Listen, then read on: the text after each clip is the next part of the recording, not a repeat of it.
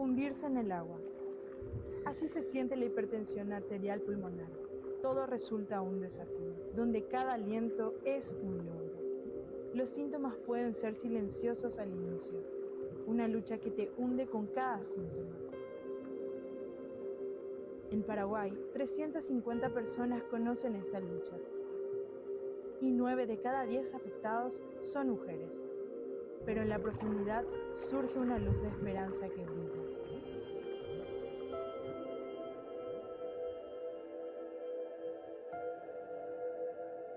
Con Remodulin recupera la esperanza de vivir.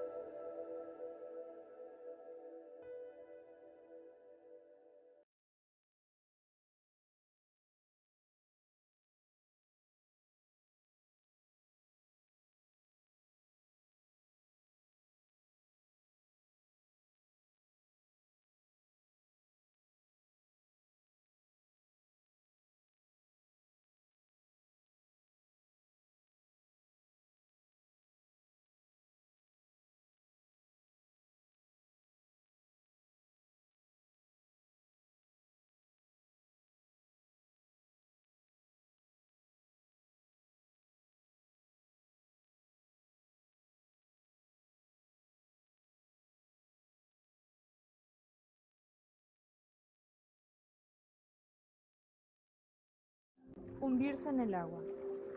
Así se siente la hipertensión arterial pulmonar. Todo resulta un desafío, donde cada aliento es un logro. Los síntomas pueden ser silenciosos al inicio, una lucha que te hunde con cada síntoma.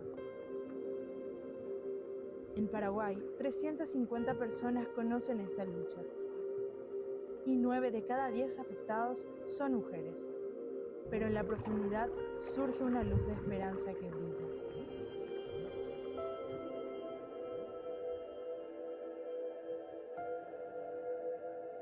Con Remodulin recupera la esperanza de vivir.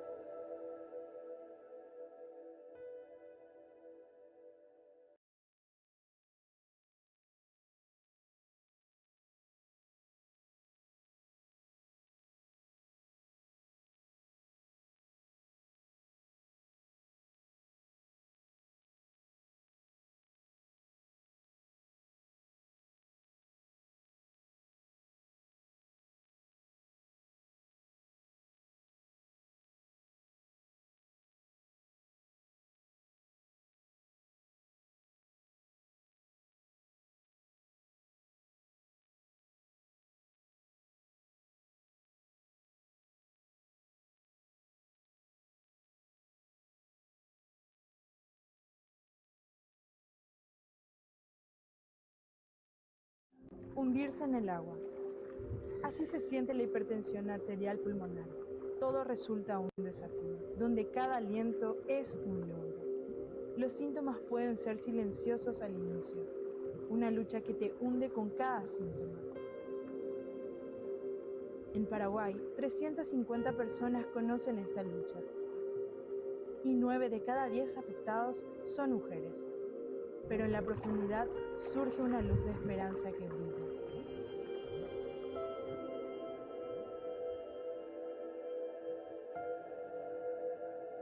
Con Remodulin recupera la esperanza de vivir.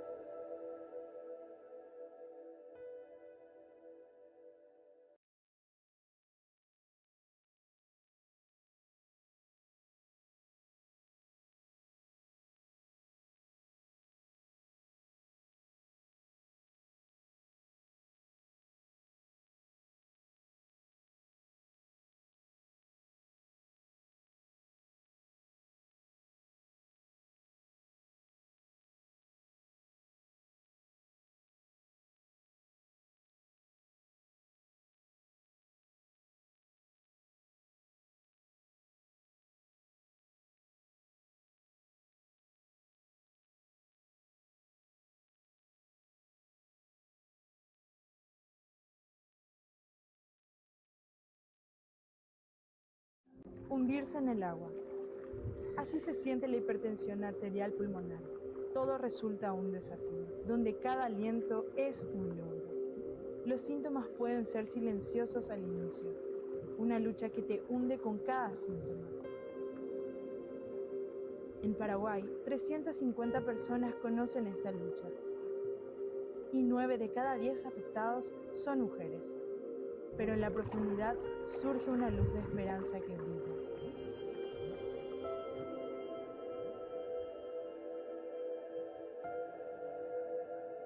Con Remodulin recupera la esperanza de vivir.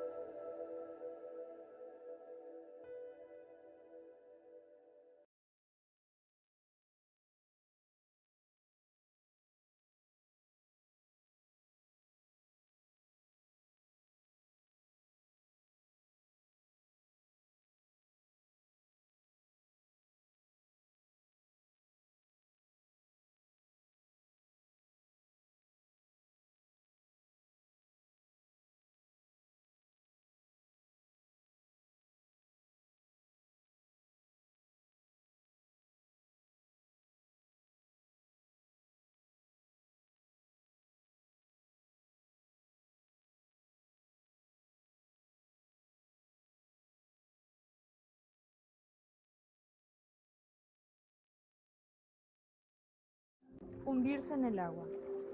Así se siente la hipertensión arterial pulmonar. Todo resulta un desafío, donde cada aliento es un logro. Los síntomas pueden ser silenciosos al inicio, una lucha que te hunde con cada síntoma. En Paraguay, 350 personas conocen esta lucha y 9 de cada 10 afectados son mujeres. Pero en la profundidad surge una luz de esperanza que brilla.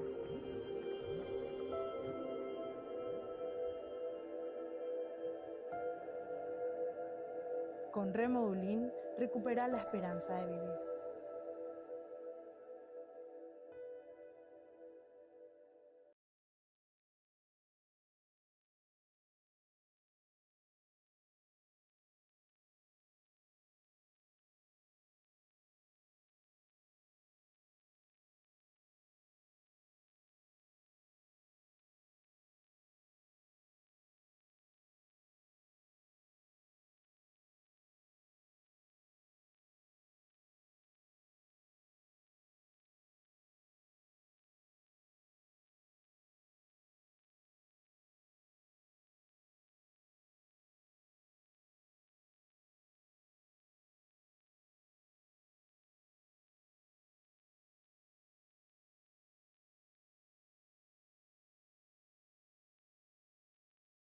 Hundirse en el agua.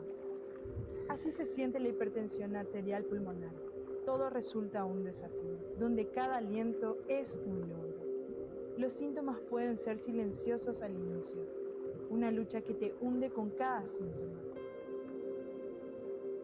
En Paraguay, 350 personas conocen esta lucha y 9 de cada 10 afectados son mujeres.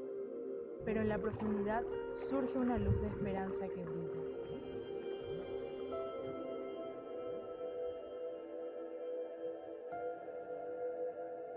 Con Remodulin recupera la esperanza de vivir.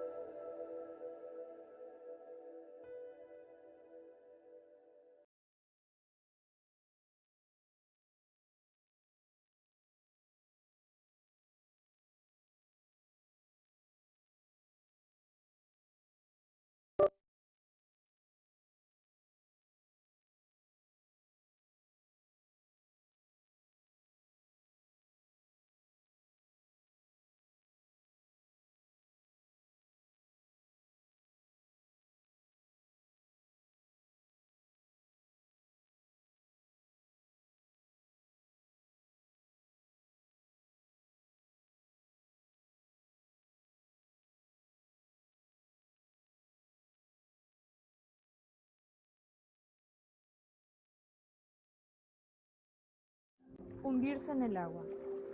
Así se siente la hipertensión arterial pulmonar. Todo resulta un desafío, donde cada aliento es un logro. Los síntomas pueden ser silenciosos al inicio, una lucha que te hunde con cada síntoma. En Paraguay, 350 personas conocen esta lucha y 9 de cada 10 afectados son mujeres. Pero en la profundidad surge una luz de esperanza que brilla.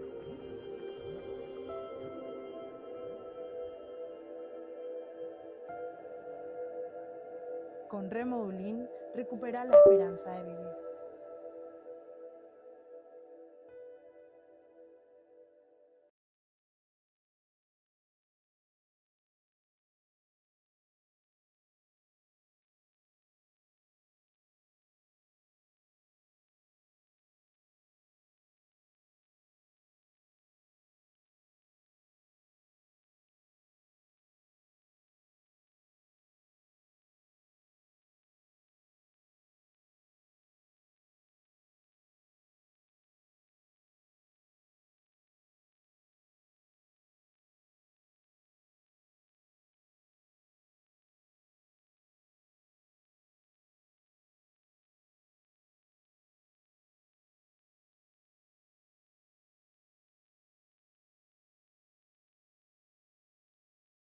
Hundirse en el agua. Así se siente la hipertensión arterial pulmonar. Todo resulta un desafío, donde cada aliento es un logro. Los síntomas pueden ser silenciosos al inicio, una lucha que te hunde con cada síntoma. En Paraguay, 350 personas conocen esta lucha y 9 de cada 10 afectados son mujeres. Pero en la profundidad surge una luz de esperanza que brilla.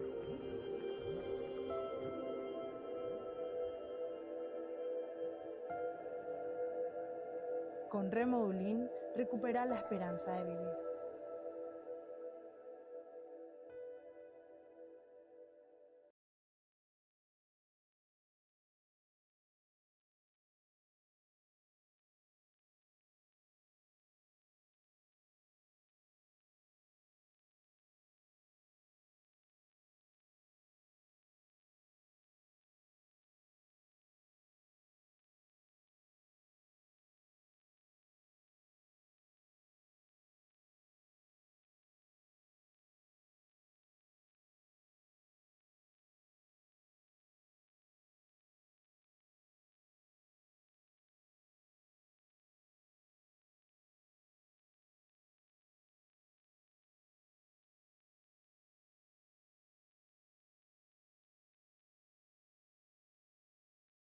Hundirse en el agua. Así se siente la hipertensión arterial pulmonar. Todo resulta un desafío, donde cada aliento es un logro. Los síntomas pueden ser silenciosos al inicio, una lucha que te hunde con cada síntoma. En Paraguay, 350 personas conocen esta lucha y 9 de cada 10 afectados son mujeres. Pero en la profundidad surge una luz de esperanza que brilla.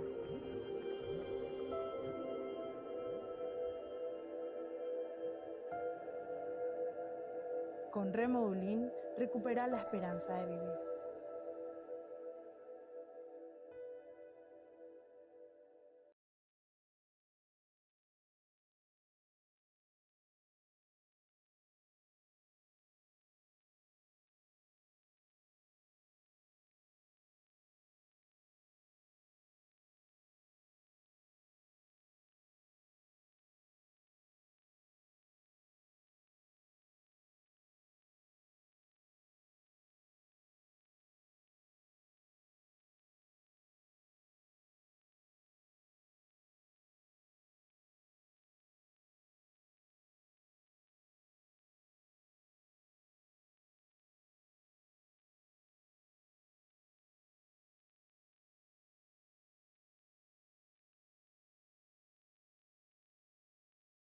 Hundirse en el agua. Así se siente la hipertensión arterial pulmonar. Todo resulta un desafío, donde cada aliento es un logro. Los síntomas pueden ser silenciosos al inicio, una lucha que te hunde con cada síntoma. En Paraguay, 350 personas conocen esta lucha y 9 de cada 10 afectados son mujeres. Pero en la profundidad surge una luz de esperanza que brilla.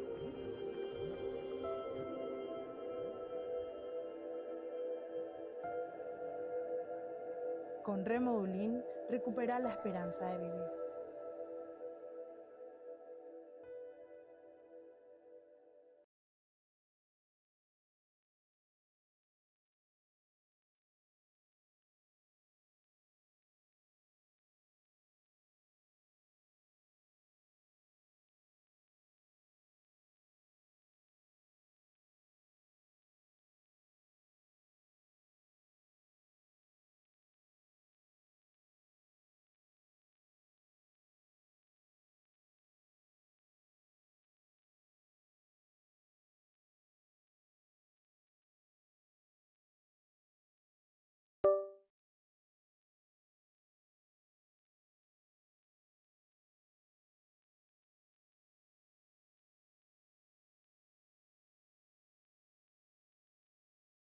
Hundirse en el agua. Así se siente la hipertensión arterial pulmonar.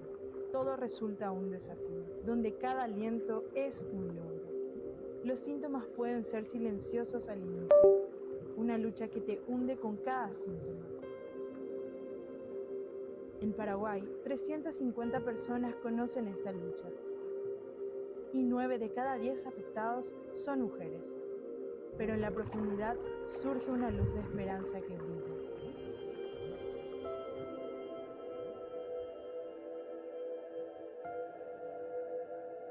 Con Remodulin recupera la esperanza de vivir.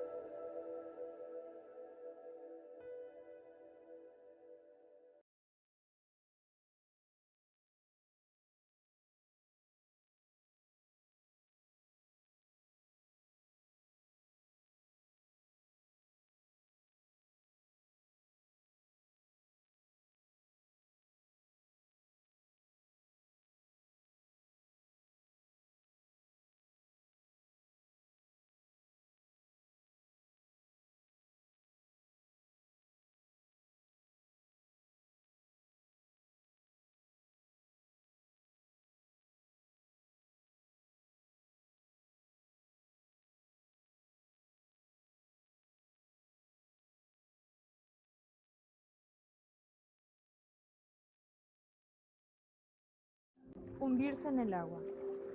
Así se siente la hipertensión arterial pulmonar. Todo resulta un desafío, donde cada aliento es un logro. Los síntomas pueden ser silenciosos al inicio, una lucha que te hunde con cada síntoma. En Paraguay, 350 personas conocen esta lucha y 9 de cada 10 afectados son mujeres. Pero en la profundidad surge una luz de esperanza que brilla.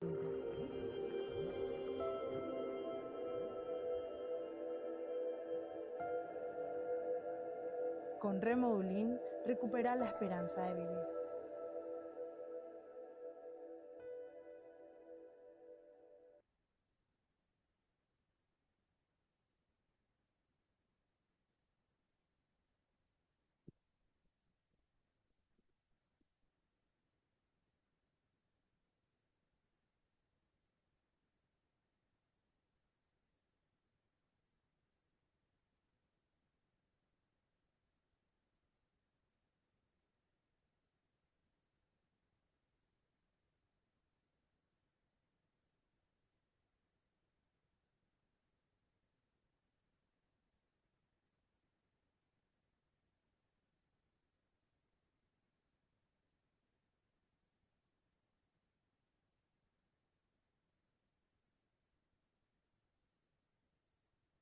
Hundirse en el agua.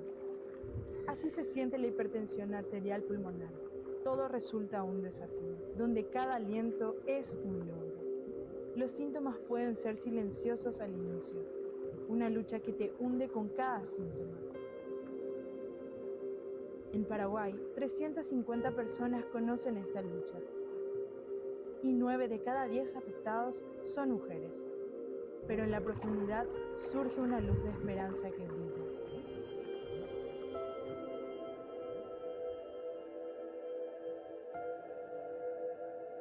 Con Remodulin recupera la esperanza de vivir.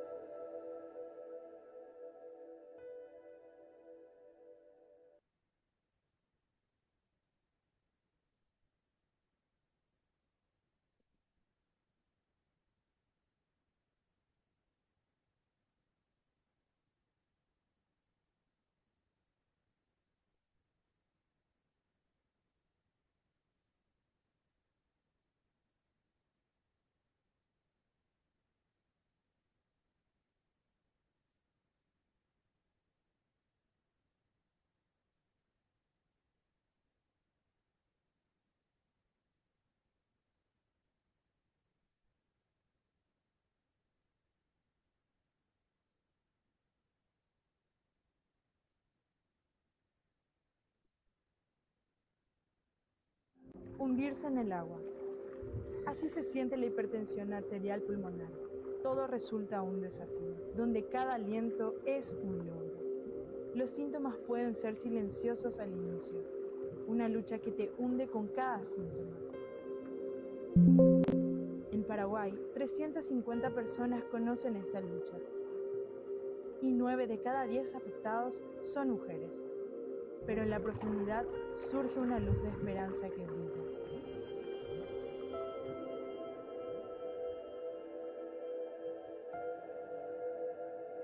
Con Remodulin recupera la esperanza de vivir.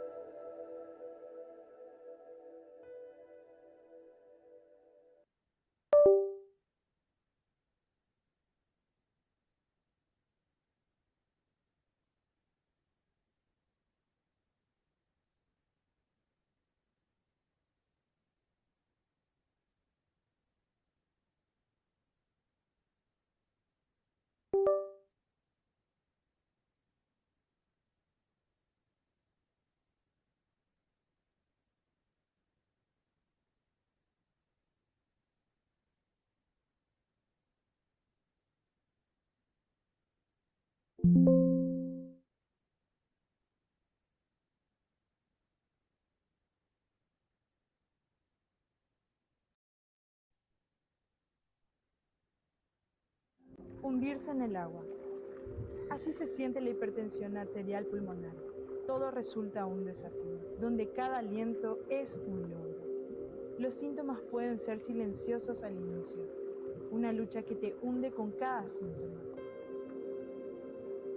En Paraguay, 350 personas conocen esta lucha y 9 de cada 10 afectados son mujeres.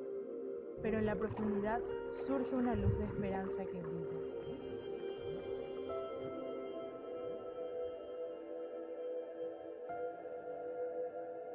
Con Remodulin recupera la esperanza de vivir.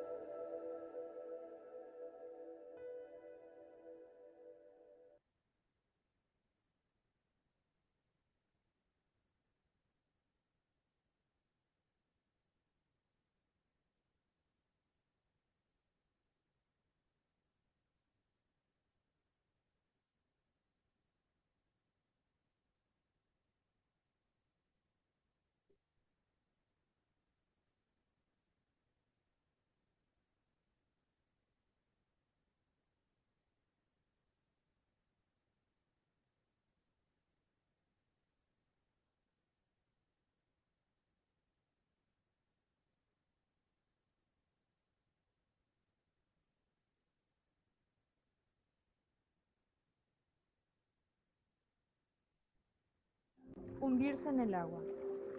Así se siente la hipertensión arterial pulmonar.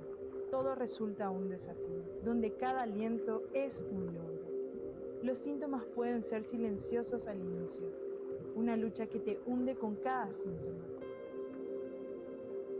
En Paraguay, 350 personas conocen esta lucha y 9 de cada 10 afectados son mujeres. Pero en la profundidad surge una luz de esperanza que brilla.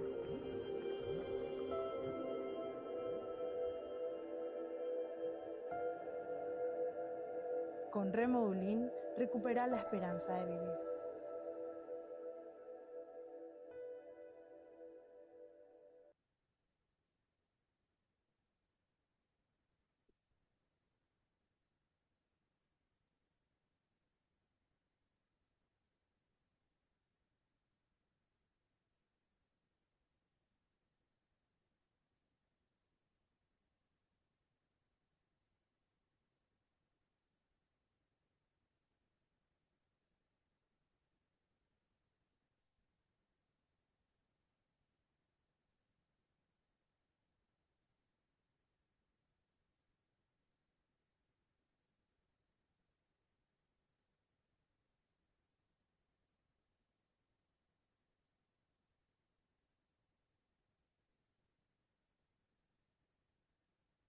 Hundirse en el agua.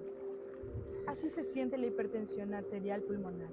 Todo resulta un desafío, donde cada aliento es un logro. Los síntomas pueden ser silenciosos al inicio, una lucha que te hunde con cada síntoma. En Paraguay, 350 personas conocen esta lucha y 9 de cada 10 afectados son mujeres. Pero en la profundidad surge una luz de esperanza que brilla.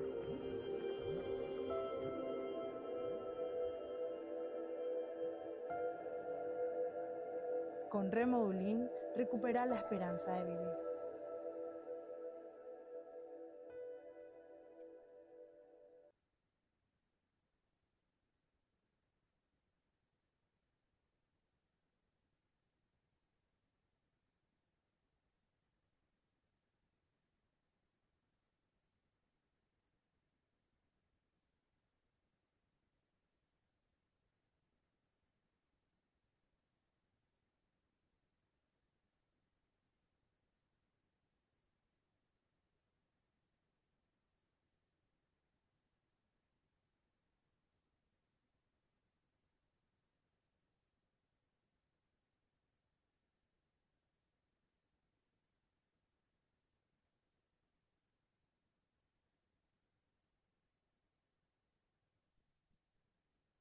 Buenas noches a todos.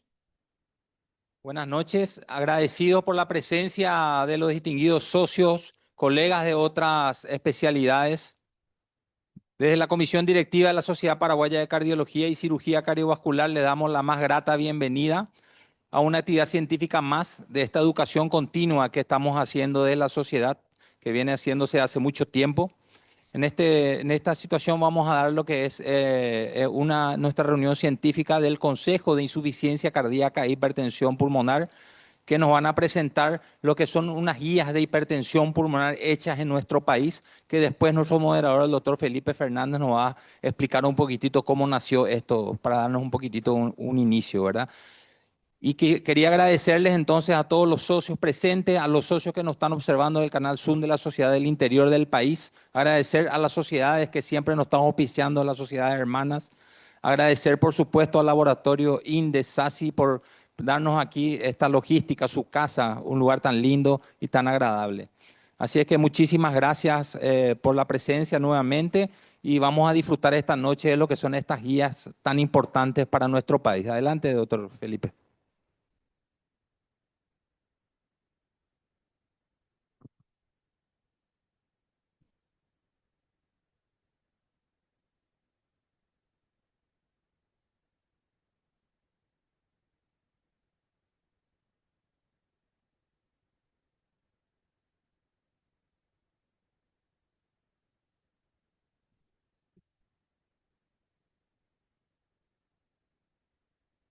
Eh, ¿Me ayudan acá? Mm, Esto. Ese era. No,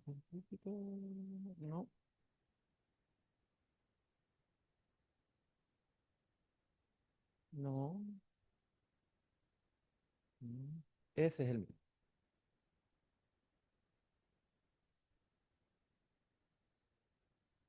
Muy bien. Permiso, permiso. ¿Se escucha? Hola, hola, hola. Ahora sí. Muy buenos días. Yo quiero agradecerles a todos por estar presentes. Como dijo muy bien nuestro presidente, el doctor Raúl Ortiz, y también quiero agradecer a nuestra presidenta del Consejo, la doctora Karina Escabeños, que nos están ayudando para poder presentar mediante la Sociedad Paraguaya de Cardiología las guías nacionales de hipertensión pulmonar. Antes que nada, quiero agradecer a los hospitales que nos ayudaron a formarnos y las universidades que nos ayudaron a formarnos, en especial a mí, el Hospital de Clínicas, el Hospital Nacional y el Hospital de IPS, dos universidades que recuerdo, la Nacional y la Católica. Me olvido de varias, hay muchas más, pero quisiera agradecer a esas.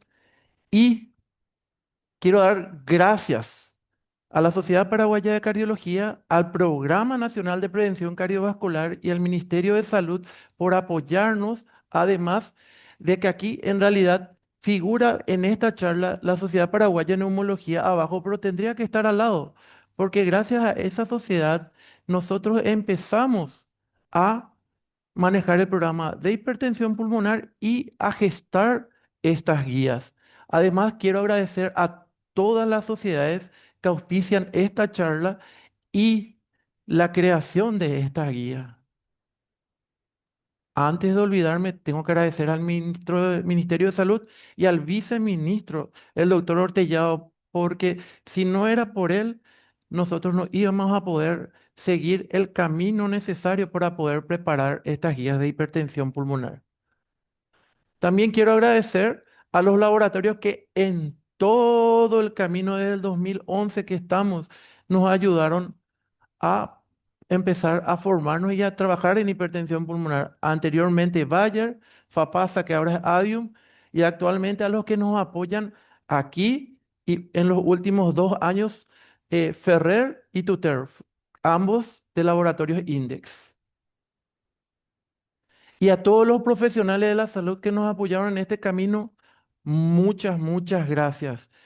Acá estoy viendo al doctor José Oviedo, una de las personas que nos apoyó mucho tiempo, a nuestro jefe de neumología de clínica, a la doctora Graciela, al doctor Rubén Servián que nos ayuda con ecocardio, a nuestras presentadoras, la doctora Romarí y la doctora Oporto, que también ayudaron, y a muchas otras personas más que siempre nos ayudaron, la doctora Graciela González, la doctora que no está aquí, que es la doctora Rocío Aparicio, que es la que nos corrige nuestros errores editoriales, nuestros errores ortográficos, nuestros errores de tablas, de todas las guías que para nosotros es bastante difícil. Escribir el texto no es tan complicado, pero corregir los errores editoriales para nosotros sí fue muy difícil.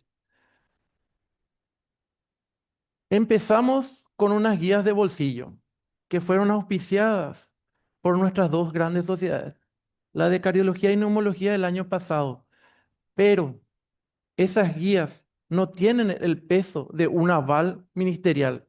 Estas tenían el auspicio de nuestras sociedades de cardiología y neumología y nos ayudaron a publicar esta guía la gente del laboratorio Index SASI. Pero como he mencionado, necesitábamos el aval para que sea de rigor nacional el manejo unificado de la hipertensión pulmonar y pedimos ayuda al doctor José Ortellado y por su intermedio a la doctora Graciela González, que nos están guiando para poder sacar las guías nacionales de hipertensión pulmonar. Perdón. Hay una parte que no salió allí arriba, tendría que decir hoy. Tendríamos que presentar las guías nacionales para el manejo de hipertensión pulmonar del Paraguay 2025. Esto está arreglado y avalado gracias al Ministerio de Salud, a la Dirección de Vigilancia de Enfermedades No Transmisibles y al Programa Nacional de Prevención de Enfermedades Cardiovasculares. Las autoridades que nos van a guiar y nos guiaron en este camino figuran allí: nuestra ministra, la doctora María Teresa Barán, el viceministro, el doctor Ortellado, la doctora Andrea Natalia Ojeda, la profesora Felicia Cañete, que tiene nuestro texto haciendo algunas correcciones, y la doctora Graciela González, que nos está apoyando siempre. El equipo técnico de elaboración de esta guía está aquí con estas 5 personas. Y también tenemos el comité de validación con todas estas personas que nos ayudaron a validar y corregir estas guías. Actualmente estamos con un comité de revisión haciendo las últimas correcciones.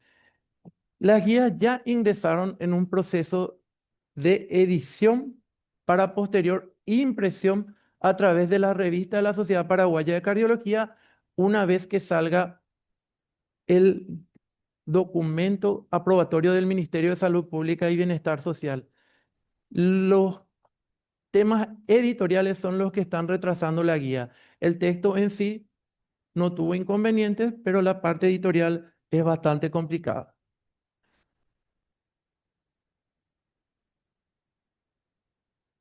Nuevamente voy a dar las gracias a la doctora Graciela González personalmente, porque ella mucho apoyó, incluso en su horario de trabajo extra, ella estuvo ayudándonos para poder guiarnos con esta guía.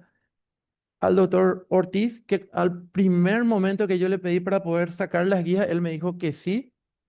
También quiero agradecer al doctor José Oviedo acá, que es jefe de neumología de IPS, que en todo momento fue, no sé si suena bien esta palabra, pero fue como un sensei espiritual, una guía que nos ayuda a cómo manejar los problemas para poder sacar estos documentos. Quiero agradecer a todos ustedes por escucharme y quiero presentar a nuestra primera presentadora de las guías, que es nuestra presidenta actual de nuestro consejo, la doctora Karina Scavenius. Ella es cardióloga, está en el Hospital de Clínicas, es especialista en insuficiencia cardíaca e hipertensión pulmonar. Y voy a ver si me acuerdo de todos sus títulos. Voy a leer. Es máster en resonancia cardíaca. Hizo una pasantía en imágenes cardiovasculares en la Universidad de Dijon, Francia. También allí hizo insuficiencia cardíaca y es miembro titular de los consejos de cardiopatía de la mujer. Es nuestra directora del Consejo de Insuficiencia Cardíaca de la Sociedad Paraguaya de Cardiología. Mucho gusto, Karina.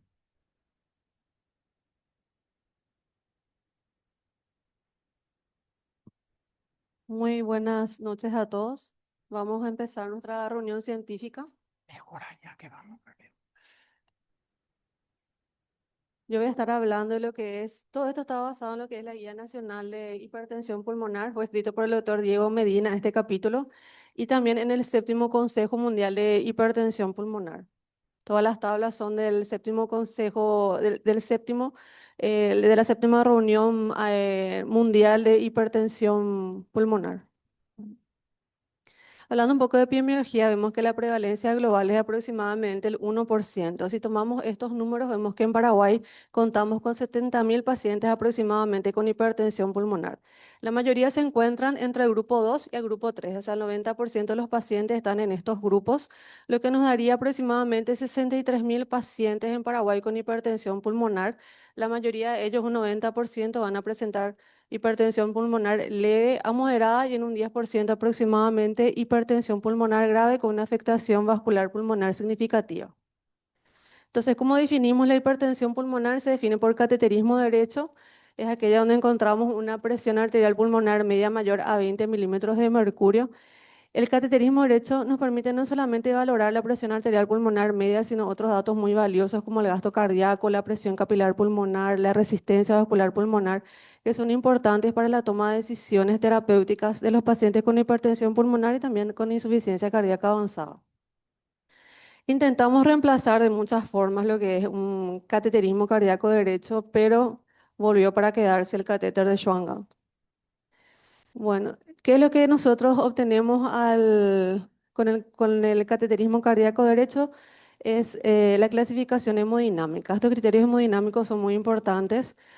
Nos permite clasificar a los pacientes y nos guía también en el tratamiento de lo que es hipertensión pulmonar precapilar, postcapilar aislada o las combinadas. Vemos que en todos se define con una presión arterial pulmonar media medida por cateterismo mayor a 20 milímetros de mercurio. Eso es para todos los grupos. En la precapilar vemos una presión arterial pulmonar media mayor a 20 con una resistencia vascular pulmonar mayor a 2 y una presión capilar pulmonar menor a 15. Eso nos clasifica a los pacientes en hipertensión pulmonar precapilar y son los pacientes del grupo 1, 3 y 4. La postcapilar aislada es aquella donde la presión arterial pulmonar media es mayor a 20, la resistencia vascular pulmonar es menor a 2 y una presión capilar pulmonar mayor a 15 y una resistencia menor a 2 y son los del grupo 2 que son los de cardiopatía izquierda. Y la combinada donde tenemos un aumento de los tres, presión arterial pulmonar media mayor a 20, presión capilar pulmonar mayor a 15 y una resistencia mayor a 2. Realmente esto es muy importante porque nos guía en el manejo clínico de los pacientes, poder clasificarlos en precapilar, aquella que tiene una presión capilar pulmonar menor a 15 o postcapilar aislada o las combinadas. Nos orienta mucho en el manejo de los pacientes. Bueno, en cuanto a la clasificación clínica, en el séptimo Simposio Mundial de Hipertensión Pulmonar que se hizo en julio de 2024 en Barcelona, no se cambió la clasificación clínica, sigue siendo en 5 grupos. Y el objetivo de esta clasificación es categorizar las condiciones clínicas asociadas, o sea, agrupar las patologías de acuerdo a mecanismos fisiopatológicos similares, presentación clínica, características hemodinámicas y manejo terapéutico. Entonces, seguimos manteniendo los 5 grupos. El grupo 1 es aquel donde son las idiopáticas, las asociadas a patologías autoinmunes. El grupo 2 es lo que más vemos nosotros, que es asociada a cardiopatía izquierda. Grupo 3, asociada a enfermedad pulmonar y hipoxia. El grupo 4 asociada en tromboembolismo pulmonar crónico y los grupos 5 que son las misceláneas. Entonces, dentro del grupo 1, que son las que presentan un tratamiento específico, vemos que son las idiopáticas, las hereditarias, las asociadas a drogas y toxinas y las asociadas, principalmente vemos mucho también enfermedad del tejido conectivo. La del grupo 2, habíamos visto que son asociadas a cardiopatía izquierda, la del grupo 3, asociadas a enfermedades pulmonares y hipoxia, grupo 4, asociadas a obstrucción de la arteria pulmonar, que también vemos mucho, y las del grupo 5, que son las misceláneas, trastornos hematológicos, sistémicos, trastornos metabólicos. Este es un grupo que también nos llega mucho, que es insuficiencia renal crónica con o sin hemodiálisis, cardiopatías congénitas complejas. Bueno. ¿Cómo hacemos el diagnóstico de hipertensión pulmonar? Esto también es basado en el séptimo simposio mundial. Siempre empezando con la historia clínica, los síntomas. A veces ya nos encontramos con un paciente con dedos palillo de tambor que ya nos orienta más hacia el diagnóstico de disnea. Nos vamos hacia los métodos no invasivos.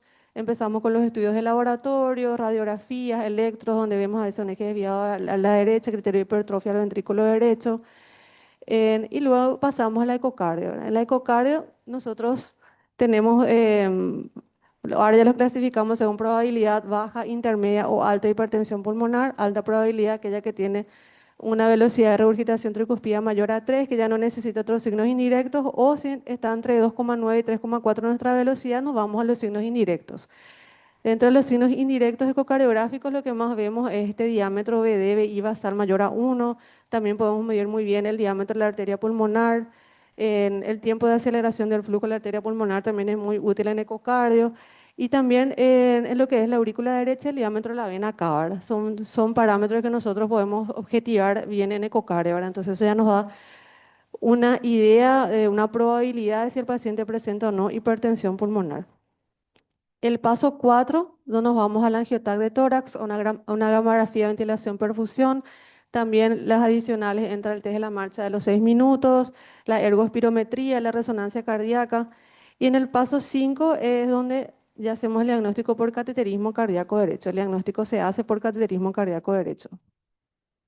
Bueno, entonces en conclusión, según nuestra guía y el que es basada en el séptimo simposio, se mantiene la clasificación clínica de hipertensión pulmonar. La definición está muy clara, lo definimos por cateterismo cardíaco derecho, que nos permite obtener la presión arterial pulmonar media. Y el diagnóstico, como vieron, requiere un manejo multidisciplinario de acuerdo a la patología subyacente. Bueno, muchas gracias.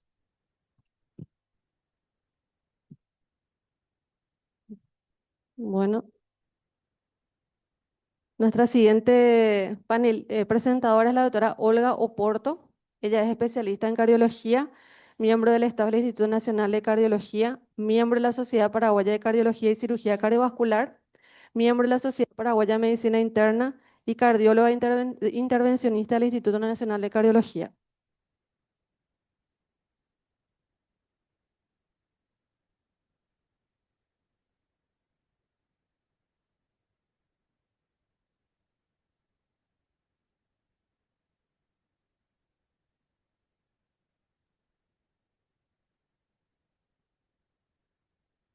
Hola.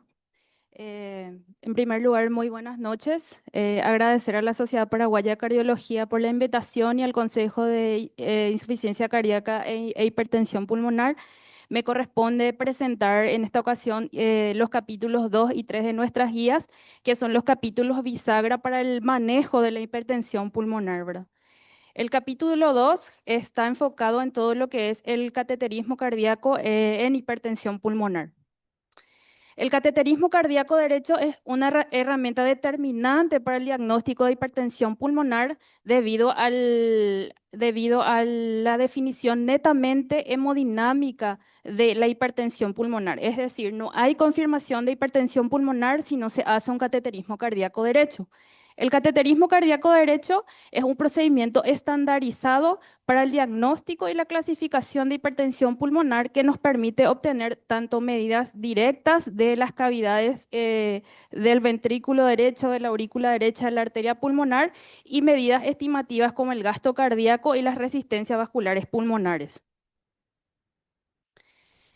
Se confirma diagnóstico de hipertensión pulmonar, como ya lo dijo la doctora, con una presión arterial media mayor a 20 y con resistencias vasculares pulmonares mayores a 2 unidades Wood.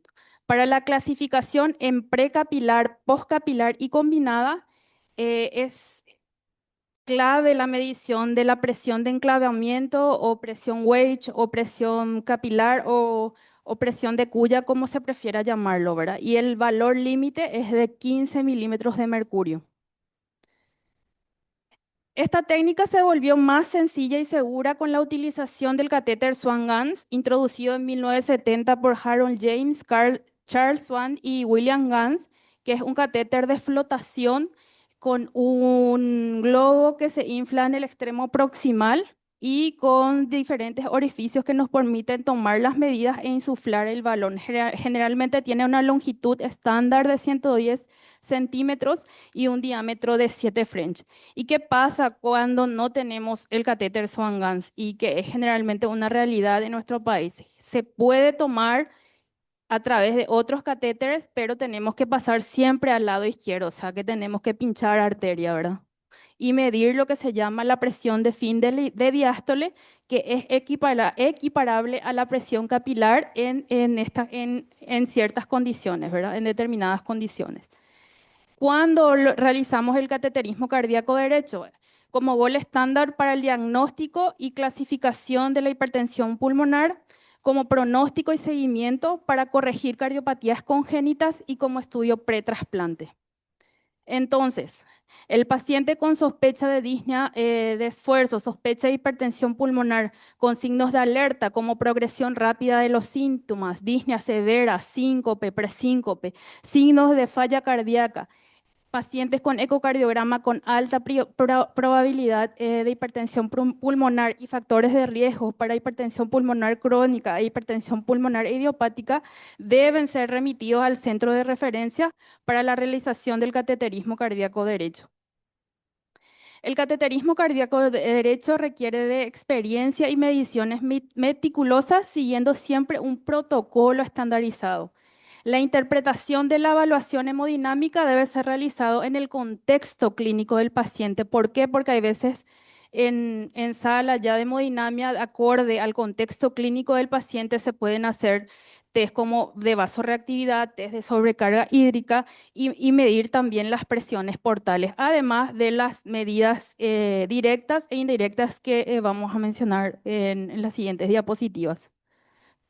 En cuanto a las complicaciones, pueden ser derivadas del acceso venoso, del propio catéter de Swan-Ganz, derivadas del uso y mantenimiento del mismo y derivadas de la interpretación de los resultados, por lo que es imprescindible siempre estudiar previamente al paciente y ver el contexto clínico del mismo. De hecho, que es una indicación de buena práctica que sea realizado por algún integrante del equipo de hipertensión pulmonar, porque este es el responsable de realizar el seguimiento y la toma de decisiones sobre ese paciente. ¿Cuándo no realizar un cateterismo cardíaco derecho? Cuando hay presencia de trombo o tumor en la aurícula derecha o ventrículo derecho, en implantes de marcapasos recientes, generalmente menores a un mes, cuando hay presencia de una válvula cardíaca derecha mecánica, triclip o una infección aguda. La relación entre el riesgo y el beneficio debe siempre evaluarse individualmente antes de la prueba y siempre hay que discutir eso con el paciente. En cuanto al abordaje, depende de la experiencia del operador. Hay diferentes accesos, femoral, yugular, braquial, puede ser ecoguiada y cada acceso tiene sus ventajas, sus desventajas y sus complicaciones. El punto fundamental antes de iniciar el cateterismo cardíaco es la puesta en cero del transductor. Generalmente se recomienda colocar el transductor de presión a nivel del cero en la línea torácica media, con un punto de referencia definido entre la intersección de tres planos conocido como el eje flebostático de Barnes. ¿Por qué es tan importante y tan crítica esta puesta en cero? Porque por cada centímetro que el transductor no está correctamente nivelado, las presiones cambiarán en 0,75 milímetros de mercurio y eso hace que a veces inclusive erremos el diagnóstico, ¿verdad? Nuestra guía hace hincapié en las recomendaciones ya avaladas por varios protocolos y varios grupos que trabajan con cateterismo cardíaco y nos dicen que generalmente tiene que ser estandarizado y tiene que repetirse siempre de la misma manera como hacemos el cateterismo cardíaco derecho. Generalmente se progresa de aurícula a vena cava inferior al nivel de la aurícula derecha. Se infla el balón y desde allí se avanza hasta la posición de presión wedge. Generalmente se deben evitar insuflados repetidos y nunca retirar el balón insuflado. El inflado del balón debe ser entre 1 a 1.5 milímetros y se registra la presión de enclavamiento que equivale a la presión diastólica del ventrículo derecho, del ventrículo izquierdo.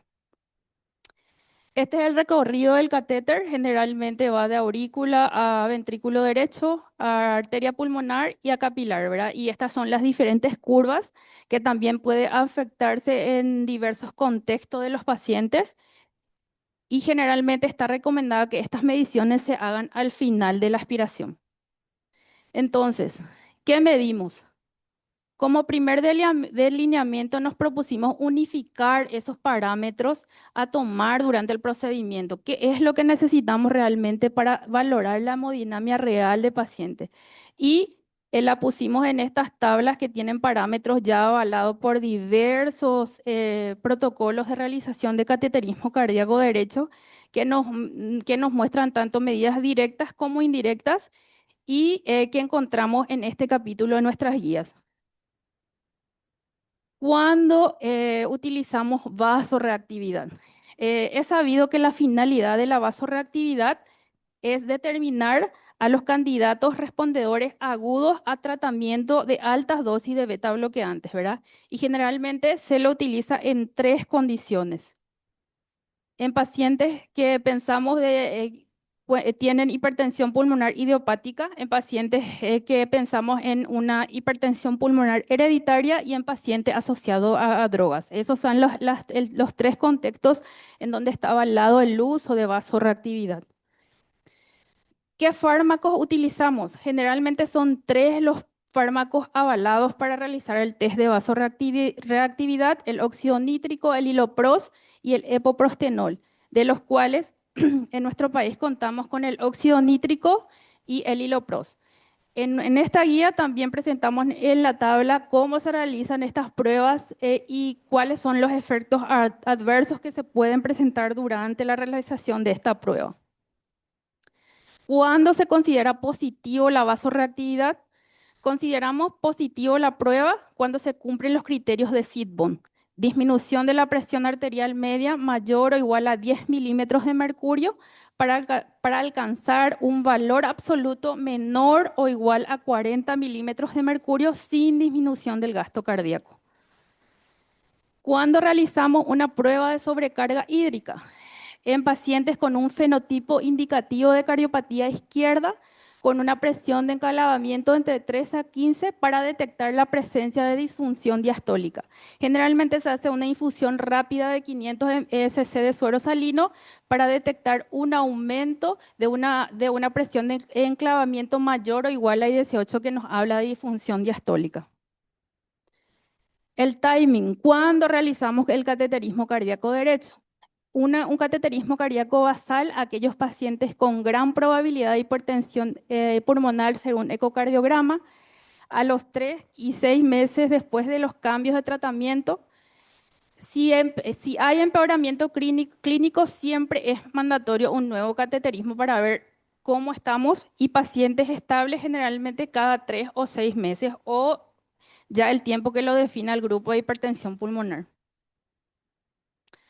Los parámetros considerados pronósticos, incluidos en las calculadoras de riesgos, en este caso de las recomendaciones europeas, son la presión de aurícula, el índice cardíaco, el índice de volumen sistólico y la saturación venosa. Entonces, hablamos de alto riesgo cuando la presión auricular es mayor a 14, el índice cardíaco es menor a 2, el índice de volumen sistólico es menor a 31 y la saturación venosa es menor a 60.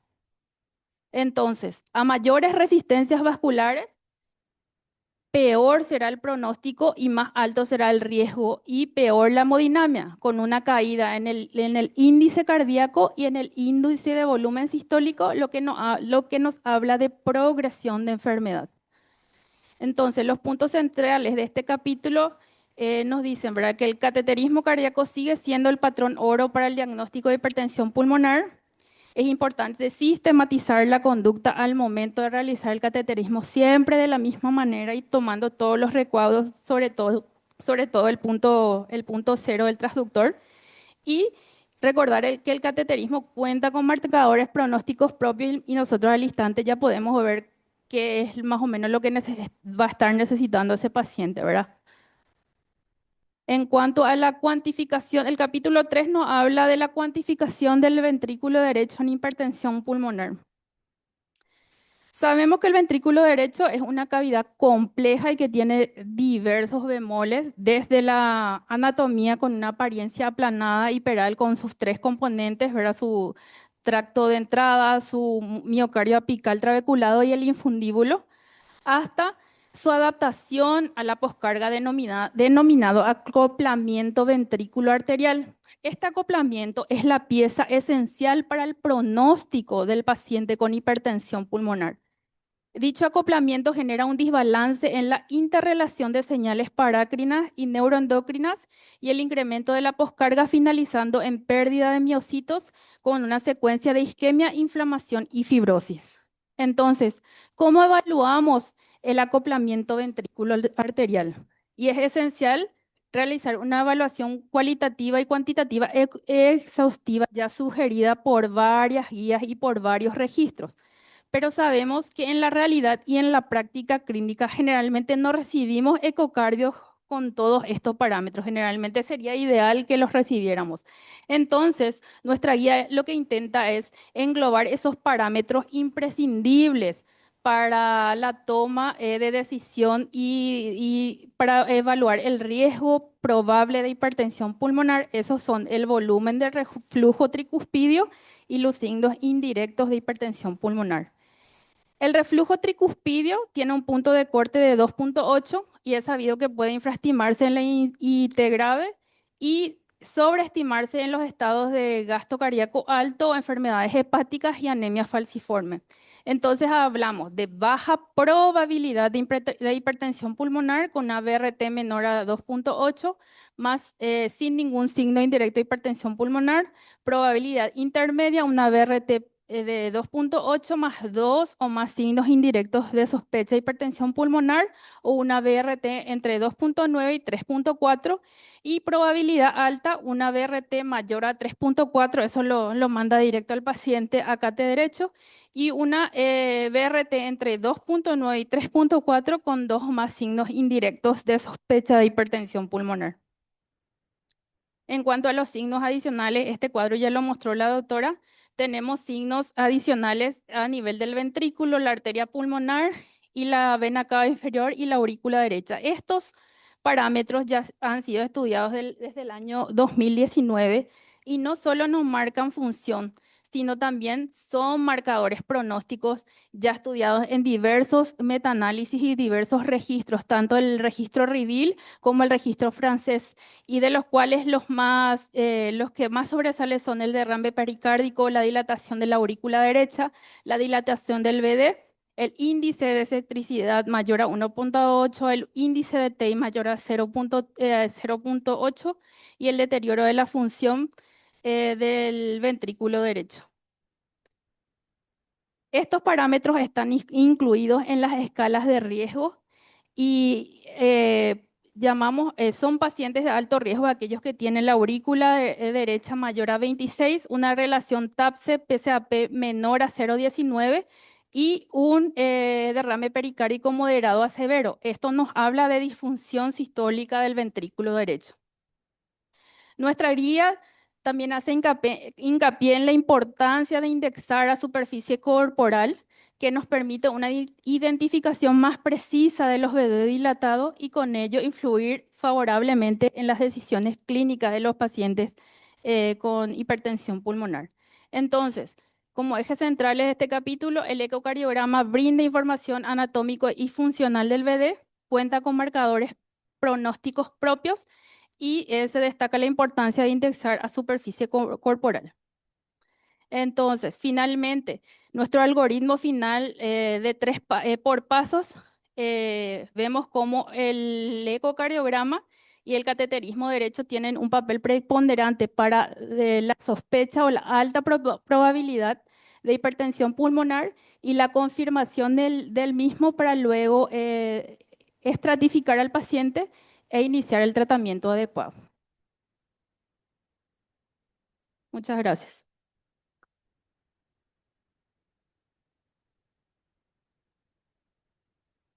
Bueno, el siguiente capítulo va a ser presentado por la doctora Rosemary Núñez. Ella es magíster en hipertensión pulmonar, tiene una diplomatura en insuficiencia cardíaca y hipertensión pulmonar por la Universidad de Favaloro, cardióloga, miembro del Grupo de Trabajo Interinstitucional de Manejo de Hipertensión Pulmonar del Paraguay en el Hospital Regional de Villa Ayes, miembro del staff del Servicio de Cardiología de IPS, miembro de la Sociedad Paraguaya de Cardiología y Cirugía Cardiovascular.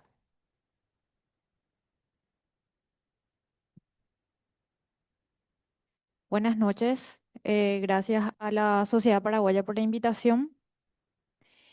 En cuanto a la estratificación de riesgo, los primeros intentos de predecir la supervivencia en estos pacientes ya se remontan a los registros de los Institutos Nacionales de Salud en la década de los 90. Pero recién en el año 2015 las sociedades europeas de cardiología y respiratoria em, publicaron las directrices conjuntas de que la estratificación de riesgo se convirtió en un componente integral en el manejo de estos pacientes. Al principio se basaron en consenso de expertos y posteriormente ya se validaron para predecir la mortalidad en estos pacientes. La estratificación de riesgo ha adquirido un papel cada vez más importante en la predicción de los resultados y también en la orientación en el tratamiento de los pacientes con hipertensión pulmonar. Los factores pronósticos más predictivos son tres parámetros que ahí vemos, que son no invasivos: la clase funcional, la prueba de la caminata a los 6 minutos, el ProBNP. Están incluidos en todos los scores de riesgos que se utilizan actualmente. Pero estas variables de por sí tienen limitaciones relacionadas a la menor especificidad de la gravedad de la enfermedad de estos pacientes, por lo que por sí solas no pueden guiar las decisiones en el tratamiento. Por lo cual, los datos de los parámetros tanto hemodinámicos como de ecocardiografía son los que agregan un valor incremental en las decisiones sobre el tratamiento de estos pacientes, por lo cual se crearon las escalas multiparamétricas a partir de los registros de los pacientes a nivel mundial. En esta tabla se resumen los registros utilizados para la derivación de herramientas en la evaluación de riesgo multiparamétrico en hipertensión arterial pulmonar. Entre las más utilizadas tenemos la herramienta del registro REVEAL y su versión actualizada del REVEAL Lite 2. Estos permiten el cálculo del riesgo. Vemos acá dos tablas que son la tabla REVEAL 2.0 y la REVEAL Lite 2, que utilizan variables tanto modificables como no modificables y se deriva de un modelo multivariado que predice la mortalidad por todas las causas a un año, tanto en pacientes que ya tenían un diagnóstico previo o en pacientes que tienen diagnóstico reciente. Es un uso ordinal, no es por estratos. ¿Por qué? Porque mejora la discriminación y permite generar un cambio en el riesgo, en el cambio de puntuación. O sea, el cambio de un punto en las tablas REVEAL 2.0 y Lite 2 disminuye el 26% de riesgo relativo de muerte en estos pacientes. Tenemos otro método de estratificación, que es la conjunta de las sociedades europeas de cardiología y respiratoria, en la cual se utiliza variables modificables y la estratifica en riesgo bajo, intermedio y alto. Este enfoque de 3 estratos en la mayoría de los pacientes cumple los criterios de riesgo intermedio, por lo que también se propuso la subdivisión del riesgo intermedio en un riesgo intermedio. Acá vemos intermedio bajo, intermedio alto de 4 estratos. Y actualmente las guías recomiendan aplicar una herramienta de estratificación de riesgo en estos 4 niveles en el seguimiento de los pacientes, utilizando valores de corte que se vieron en los registros que vimos anteriormente. Todas las herramientas de riesgo descritas están validadas externamente, tanto en pacientes incidentes como prevalentes, como ya le había dicho, ¿verdad? Y para la mortalidad por todas las causas. Y el tiempo hasta el empeoramiento clínico como punto final. Por lo que el objetivo de tener esta estratificación es que el tratamiento, un objetivo importante en el tratamiento de pacientes es alcanzar un nivel de riesgo de mortalidad bajo y que sea evaluada siempre con una herramienta de riesgo validada. En nuestras guías vemos que la estratificación del riesgo es la piedra angular del algoritmo, ¿verdad? Y cuando se aplica al inicio, siempre se aplica al inicio del tratamiento, también en el primer seguimiento y así también en todas las revaluaciones de acuerdo a la necesidad de cada paciente. Se ve y se vio que en estas tablas solamente son utilizadas de 10 médicos, solamente 6 las utilizan. ¿Por qué? Por el tiempo que llevan, por las limitaciones de no tener a mano todas las herramientas. Por eso, ahora tenemos la facilidad que está implementada, estas calculadoras están implementadas en Internet. Acá vemos, tenemos un QR en el cual nos lleva a esta página. Y lo que hacemos es acceder a las distintas calculadoras que tenemos en línea, que nos están, que nos otorgan las guías.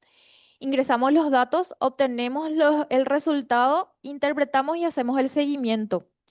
Tenemos acá un ejemplo en el cual tenemos la calculadora Reveal 2, tenemos todos los parámetros, los cargamos eso y ya directamente nos calcula en qué riesgo está nuestro paciente. Acá tenemos el Reveal 2 y la que es conjunta de las sociedades de cardiología y respiratoria. Una vez que nosotros tenemos a nuestro paciente estratificado, tenemos que ver el algoritmo de tratamiento en estos pacientes. El tratamiento integral del paciente incluye un equipo multidisciplinario, un sostén psicosocial y en esto nosotros tenemos que discernir quiénes son los pacientes que van a necesitar las drogas específicas y en todas las medidas generales que podemos adoptar. Las drogas cardiovasculares tienen indicaciones precisas, los diuréticos en pacientes con insuficiencia cardíaca descompensada, la anticoagulación en pacientes que tengan indicación. En pacientes también tenemos que corregir, en estos pacientes tenemos que corregir la anemia y aportar hierro en quienes los necesitan. El oxígeno suplementario, la vacunación es súper importante. La rehabilitación cardiopulmonar y, como ya dije anteriormente, el soporte psicosocial. Actualmente contamos con 4 vías en las que están basados los mecanismos de acción de las terapias dirigidas para el tratamiento de estos pacientes. Y son la vía de la endotelina, del óxido nítrico, prostaciclinas y la señalización de la proteína morfogénica ósea o activina. En este cuadro podemos ver los fármacos aprobados para la hipertensión arterial pulmonar. Y acá en la flechita le voy a ir diciendo cuáles son los que tenemos en nuestro país. Los antagonistas de los receptores de la endotelina tenemos bosentan, macitentan, de los inhibidores de la fosfodiesterasa 5, sildenafil, tadalafil. De los análogos de la prostaciclina inhalados tenemos el hilopros y también tenemos el endovenoso subcutáneo, el treprostinil. Una vez que nosotros realizamos la evaluación inicial de riesgo en nuestros pacientes con las tablas que anteriormente les mostré, entonces tenemos que dicotomizar a nuestros pacientes si es de alto riesgo o no es de alto riesgo, para saber qué combinación de terapia vamos a iniciar en estos pacientes. Si no es de alto riesgo, se hace una combinación doble y si el paciente es de alto riesgo de entrada, podemos hacer una terapia triple.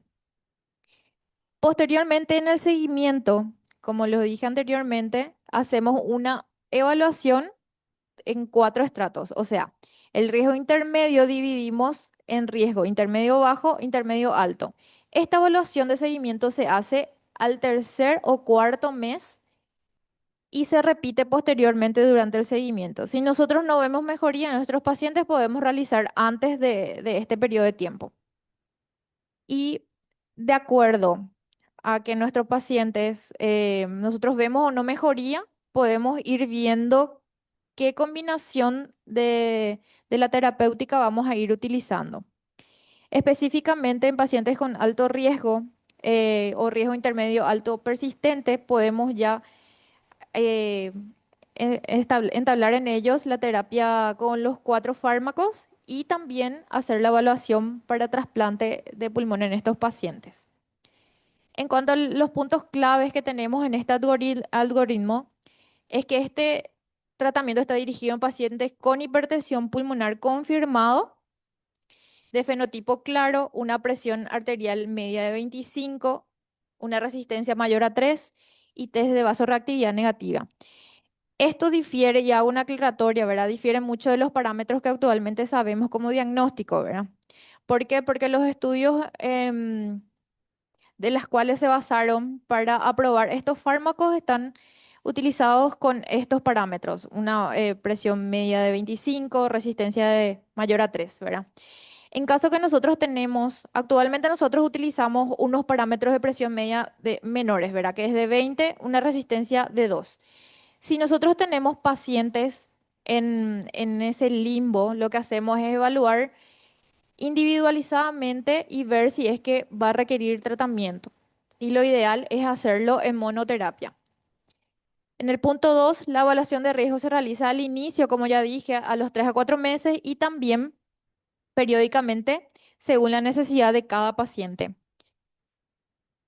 En el punto 3, la terapia triple inicial, como vimos, se puede hacer en pacientes ya de alto riesgo o en pacientes que no cumplen, que no sean de alto riesgo, pero sí tengan una hemodinamia de alto riesgo, que son los parámetros que vimos, que mostró la doctora, que están en alto riesgo y pacientes que ya tengan un ventrículo derecho deficiente.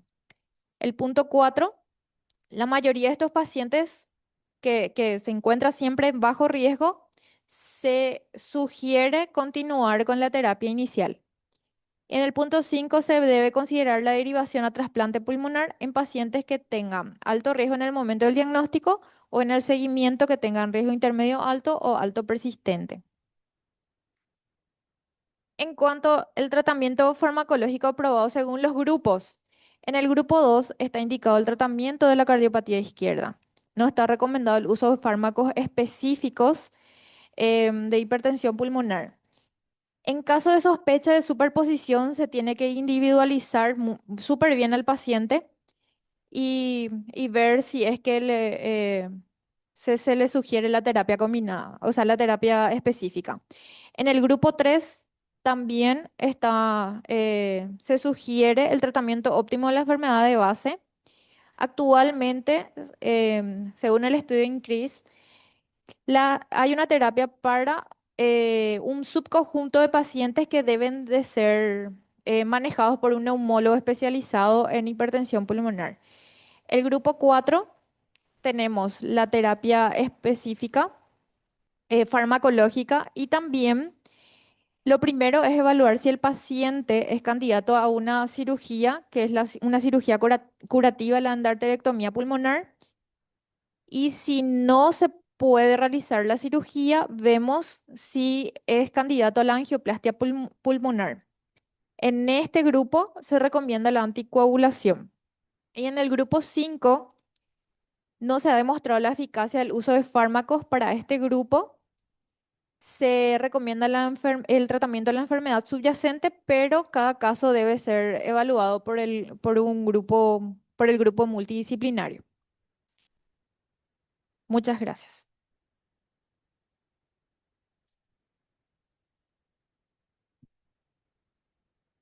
El siguiente capítulo va a ser presentado por el doctor Felipe Fernández. Él es jefe del Departamento de Cardiología del Hospital Central de IPS, miembro de CIFACA, CIAC y el Comité de Enfermedades Chagas de la Sociedad.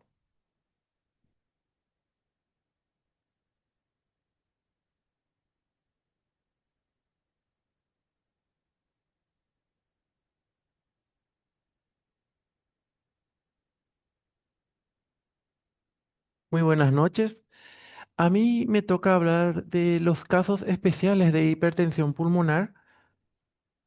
Cabe decir que para mí esta fue la parte más difícil de todas las guías porque tocó tratar patologías que en general nosotros los cardiólogos vemos muy poco, en especial los cardiólogos de adultos vemos muy poco estas patologías y nosotros no somos los que coordinamos el manejo de estas cardiopatías o patologías. Coordinamos con otros médicos y eso cuesta mucho para un médico cardiólogo. Uno es el embarazo en pacientes con hipertensión pulmonar. Hay que tomar en cuenta que el embarazo en los pacientes con hipertensión pulmonar puede llevar hasta a un 43% de muerte en los primeros 6 meses del posparto. 43%. 4 de cada 10 mujeres van a morir después de su parto de los que tienen hipertensión arterial pulmonar. Eso es sin el tratamiento médico adecuado. Eso baja entre el 5 al 15% con un tratamiento médico adecuado. Es muchísimo lo que baja la mortalidad de este grupo de pacientes. Pero para manejar este tipo de pacientes, no somos nosotros los cardiólogos los que manejamos. Lo guían los ginecobstetras y los cardiólogos le hacemos un seguimiento personalizado a cada una de estas pacientes. ¿Cómo podemos orientar a estas pacientes que tienen hipertensión arterial pulmonar? Primero, si ella considera quedar embarazada o quedó embarazada, normalmente estas pacientes son mujeres jóvenes. Y acuérdense que tienen sildenafil, tadalafil, bosentan y lopros. Y todos ellos estimulan la libido. Por supuesto que tienen más relaciones sexuales y si no tienen un mecanismo anticonceptivo, se embarazan más fácil. Si ellas están embarazadas o quieren quedar embarazadas, tienen que tener una consulta rápida, una evaluación por médicos especialistas en hipertensión arterial pulmonar, ginecostetras, psicólogos y para tomar unas decisiones compartidas con ellas. Hay que explicarle el riesgo de muerte. Hasta el 43% de riesgo de muerte tienen ellas, hay que avisarle. Y también tienen un alto riesgo de mortalidad del niño.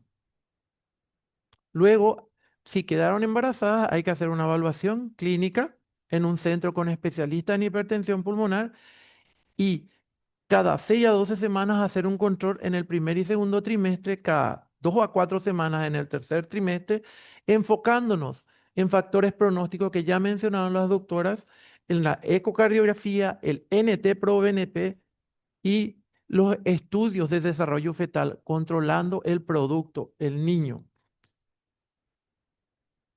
El cuarto paso es un parto planificado. Debe ser una cesárea entre las 36 a 38 semanas por un equipo multidisciplinario. Anteriormente recomendábamos entre las 32 y 34 semanas.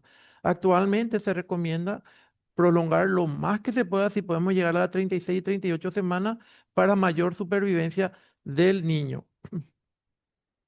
Preferiblemente bajo anestesia raquídea, peridural, con monitoreo de signos vitales, PVC, saturación venosa de oxígeno y tener un ECMO de reserva, ya colocando el catéter de ECMO por una probable complicación de la paciente. ¿Por qué? Porque la falla ventricular derecha, la claudicación del ventrículo derecho, es lo que lleva a la mayor mortalidad de estas mujeres, como en un trasplante cardíaco. Entonces, el ECMO es lo que nos ayudaría a la mayor supervivencia de estas pacientes. El monitoreo en terapia intensiva es mandatorio los primeros 1 o 3 días, dependiendo de la evolución de la paciente.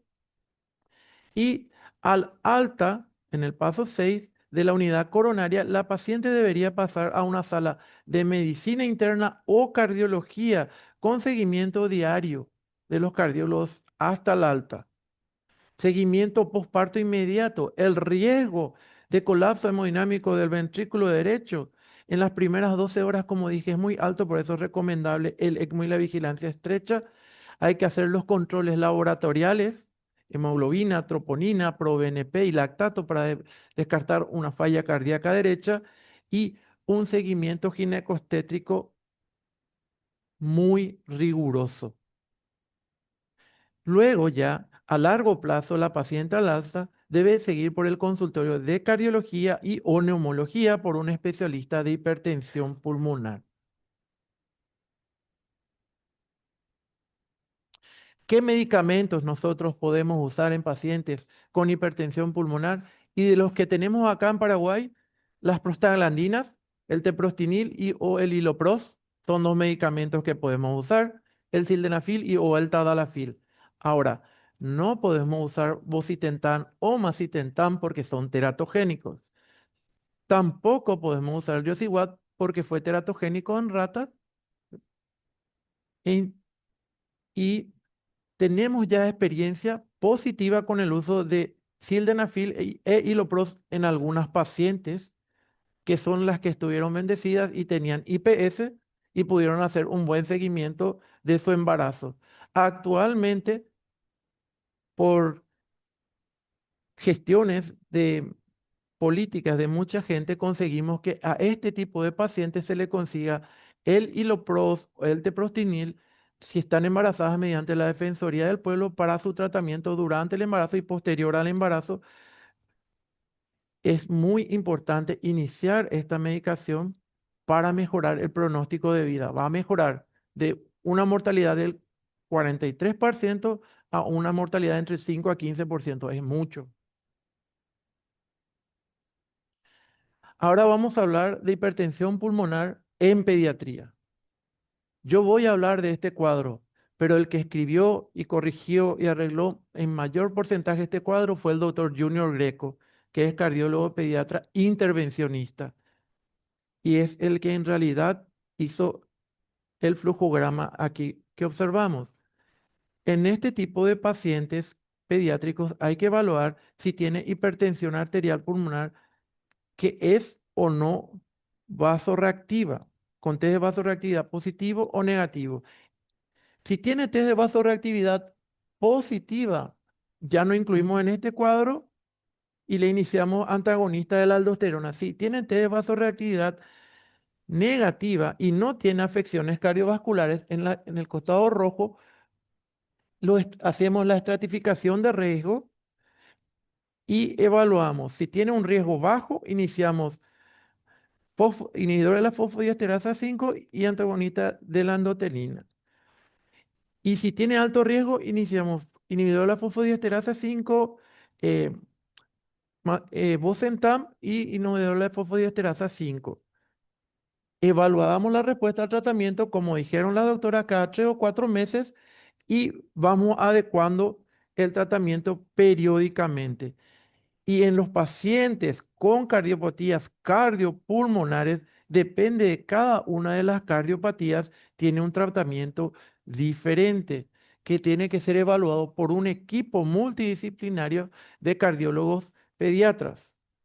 Incluso este cuadro es solo una guía. Nosotros actualmente tenemos una paciente de 11 años en IPS que tiene una hipertensión pulmonar de etiología a determinar todavía, con una presión capilar pulmonar de 11 unidades, presión capilar pulmonar de 11, y una presión arterial pulmonar media de 50 y una resistencia vascular pulmonar de 22.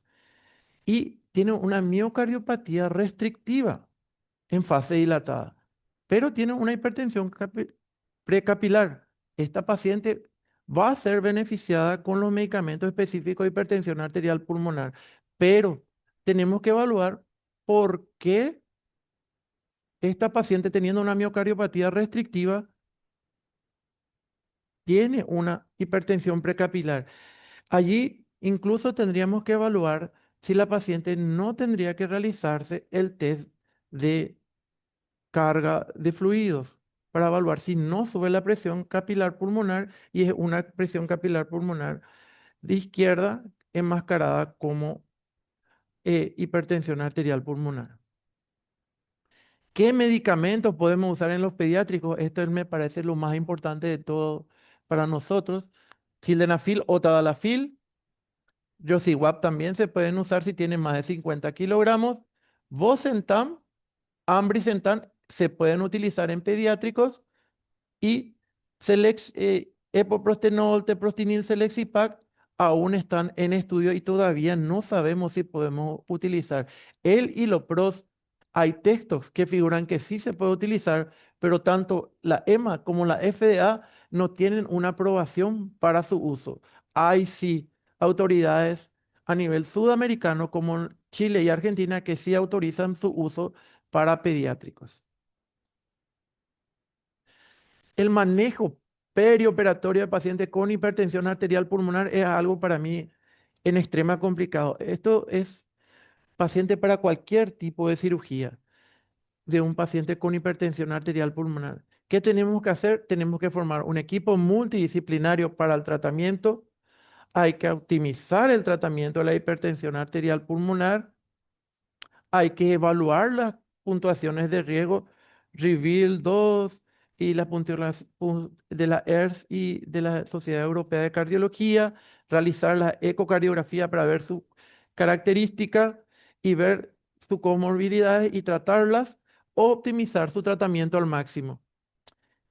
Previo a la cirugía, hay que evitar que la paciente esté anémica, evaluar si está hipo o hipervolémica, colocar un catéter de ECMO para probablemente utilizar un ECMO en el postoperatorio o intraoperatorio y hablar con la anestesista. Los anestesistas recomiendan hacer una anestesia espinal para evitar una inestabilidad hemodinámica o una anestesia multimodal selectiva. También ellos están recomendando realizar. Cuidados intraoperatorios, mantener una buena oxigenación, evitar expansión de volumen.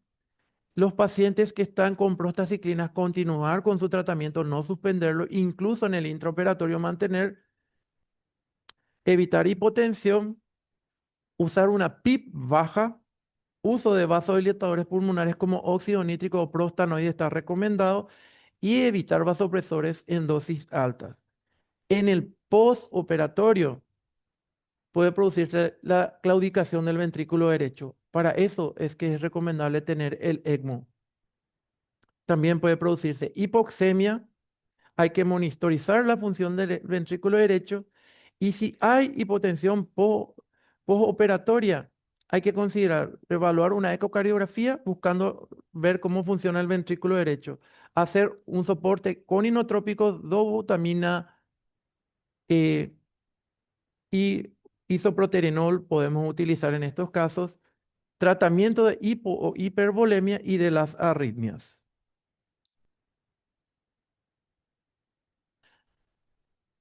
Ya terminando con todo lo de las charlas, esto es algo que me pidieron que realicemos. En forma básica, ¿cómo manejaríamos cada uno de los cuadros de hipertensión pulmonar? Si simplificamos, esto resume todas las guías. Un paciente que tiene signos y síntomas compatibles con hipertensión pulmonar, los más frecuentes, disnea, síncope, cianosis, debe ser evaluado en todos los niveles de atención del Sistema Nacional de Salud, en cualquiera, 1, 2, 3 o 4, desde las APS hasta los hospitales de alta complejidad. Hay que realizar un electrocardiograma que puede ser realizado en todos los niveles de atención, laboratorios en todos los niveles de atención, radiografía de tórax en todos los niveles de atención y ecocardiografía en los niveles de atención 2, 3 y 4 debería ser posible de realizar. Si los estudios son sugestivos de hipertensión pulmonar, tomando en cuenta que es el estudio que más nos ayuda a sospechar hipertensión pulmonar, hay que descartar. de izquierda, de aquí para allá. Cardiopatía izquierda. Insuficiencia cardíaca, valvulopatías, cardiopatías congénitas con hipertensión pulmonar postcapilar y derivar al cardiólogo para que trate esta patología y no hacer cateterismo hasta que el cardiólogo confirme que no es solamente esta la causa. O descartar una enfermedad pulmonar, derivar al neumólogo y que el neumólogo trate al paciente y no hacer cateterismo hasta que el neumólogo confirme que sea necesario el estudio. Tromboembolia pulmonar, derivar al cardiocirujano para el tratamiento de esta patología y si él decide hacer cateterismo, allí se va a cateterismo. O hay que ver los mecanismos poco claros y multifactoriales. Enfermedad renal debe ir al nefrólogo, la enfermedad hematológica al hematólogo, la enfermedad sistémica, cualquiera de las patologías sistémicas debe ir a sus especialistas y las enfermedades metabólicas. Derivar al especialista de cada una de las patologías. Si estos determinan que no posee ninguno de los diagnósticos anteriores, se debe derivar a un centro especializado para el manejo de hipertensión pulmonar y allí se hace un cateterismo cardíaco derecho. O si alguno de estos especialistas determinó que igual le va a ser de utilidad el cateterismo cardíaco derecho, en ese caso también se hace un cateterismo cardíaco derecho. Una vez que el paciente fue diagnosticado con hipertensión arterial pulmonar y inició tratamiento, este debe iniciarlo en un centro especializado nivel 3, 4 del Sistema Nacional de Salud. Cuando el paciente esté estable, el control debe ser con su médico tratante mensualmente o cada 3 meses, una vez que el médico especialista en hipertensión pulmonar lo dio de alta. Él puede ir a su pueblo, tratarse con su médico de familia, con su médico clínico, con su médico que esté tratándolo ahí, cardiólogo de su hospital, de su lugar de vivienda, pero si él se descompensa, él debe remitirlo rápidamente al especialista en hipertensión pulmonar. Ahí abajo dice también que la vacunación está recomendada. Muchísimas gracias.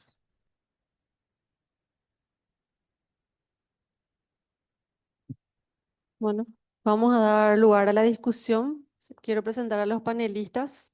Para nosotros es un honor presentar a la doctora Graciela González, directora del Programa Nacional de Prevención Cardiovascular del Ministerio de Salud Pública y Bienestar Social. Ella es cardióloga clínica, miembro titular de la Sociedad Paraguaya de Cardiología y Cirugía Cardiovascular, coordinadora del Programa de Prevención y Rehabilitación Cardiovascular del IPS, periodo 2012-2023. Nuestra otra panelista, la doctora Rocío del Pilar Falcón. Ella es cardióloga clínica, miembro del staff de cardiología del Hospital de Clínicas del Ministerio de Salud Pública y Bienestar Social, miembro titular de la Comisión Directiva de la Sociedad Paraguaya de Cardiología y Cirugía Cardiovascular, magíster en cardiooncología y en educación.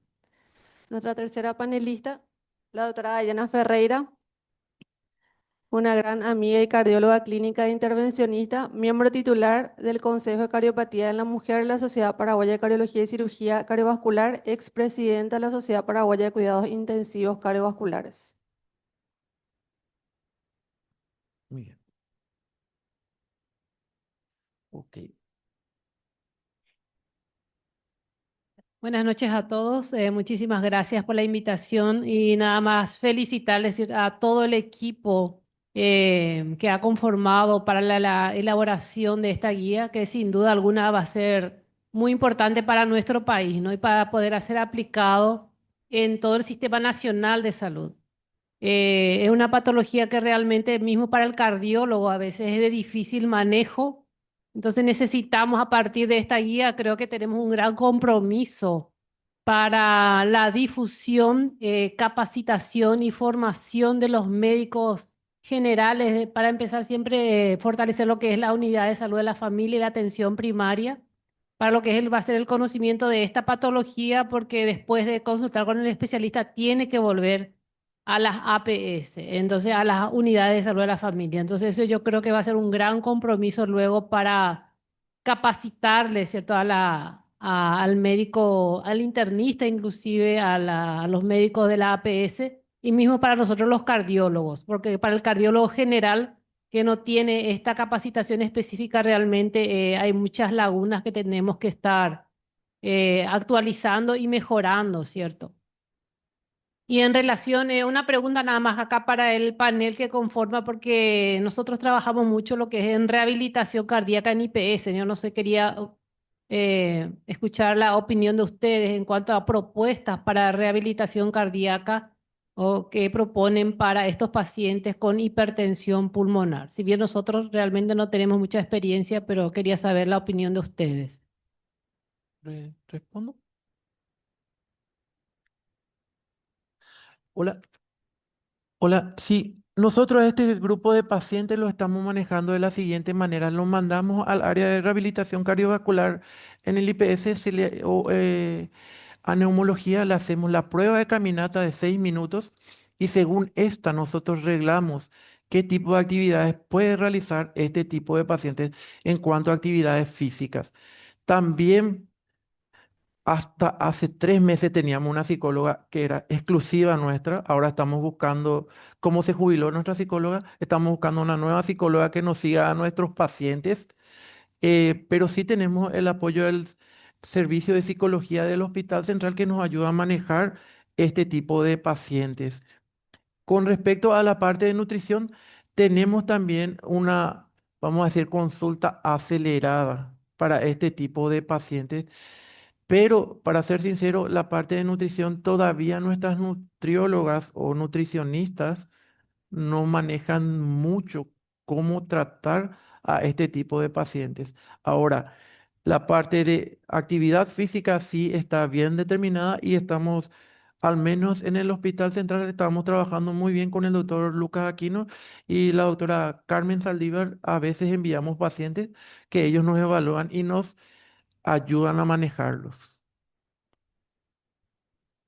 Muy buenas noches a todos. Es un gusto estar esta noche y más gusto ver tantos médicos que no son cardiólogos. O sea, esto demuestra la multidisciplinariedad de estos pacientes, que justamente es lo que buscamos, imagino, con estas guías, ¿verdad? Hacer más integral el manejo. Y le felicito realmente a todos los que estuvieron implicados porque creo personalmente que esta es la única forma de que llegue realmente de forma eficaz la medicación, el seguimiento, el diagnóstico a los pacientes. Ahora, ¿existe o está planeado una forma de derivación vía ministerial? Por ejemplo, aparece un paciente en ITA y el médico necesita derivar a un equipo multidisciplinario conformado que está creando experiencia en esto y base de datos, imagino, ¿verdad? ¿Existe esa ruta? ¿Está en vías de proceso? Yo creo que con esta guía es una puerta para todo esto, ¿verdad? Bueno, sí, hola. Sí existe, está en planes. Justamente el primer paso para lograr eso era crear las guías, unificar los parámetros, unificar todo el diagnóstico y la forma de seguimiento. Y nosotros eh, estamos ahora a todos los pacientes que nos deriven de los hospitales de sistema público, privado o del Instituto de Previsión Social, los vemos en los hospitales de Luque, lo ve el doctor Diego Medina, en el hospital de Villalles la doctora Rosmaría, ahora no porque está de reposo de maternidad, la doctora Olga Porto ayuda a hacer cateterismo.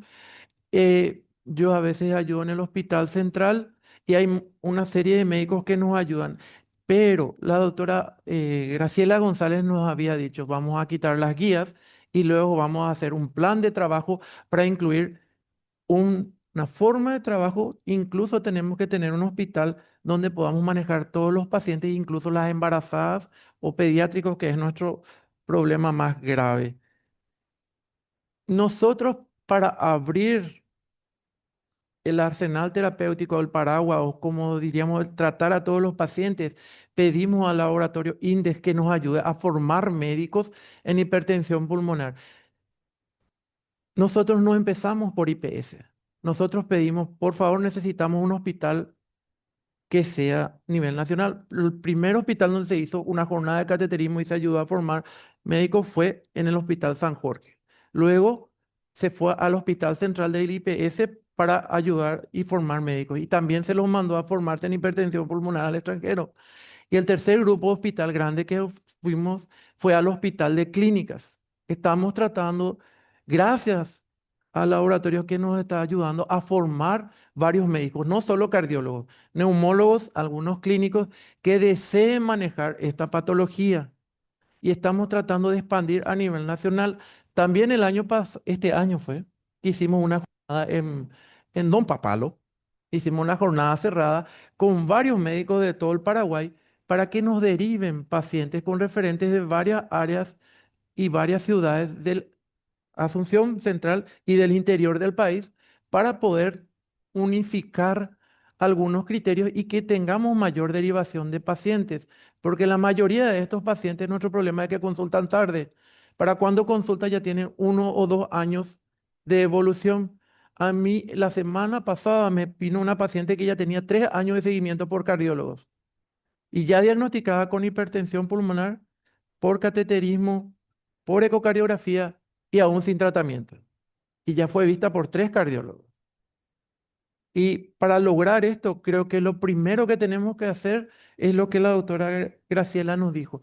Saquemos la guía, que esté avalado por el ministerio, como me pidió el doctor Ortiz, porque él me dijo, nosotros te vamos a dar el auspicio, pero necesitamos el aval del ministerio para que tenga peso. Una vez que tengamos eso, podemos empezar a planificar con el ministerio cómo abrir a todo el Paraguay.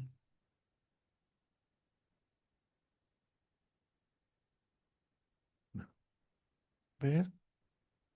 No sé si hay alguna pregunta de... Excelentes los expositores.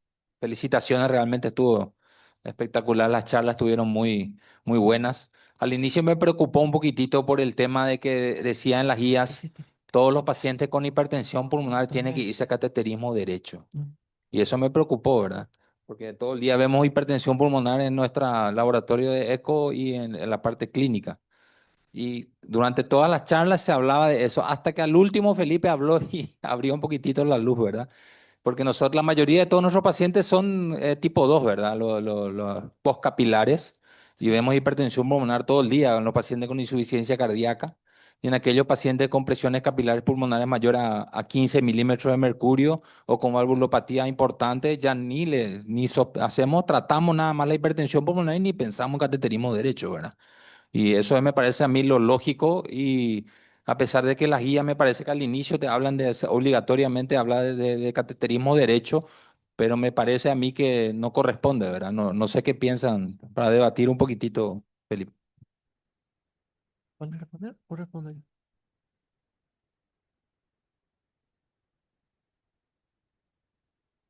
Justamente se habla de valorar la probabilidad de hipertensión pulmonar, ¿verdad? Justamente por eso tenemos que adherirnos al algoritmo que habla, ¿verdad? De sospechar la hipertensión pulmonar, pedir los estudios, ¿verdad?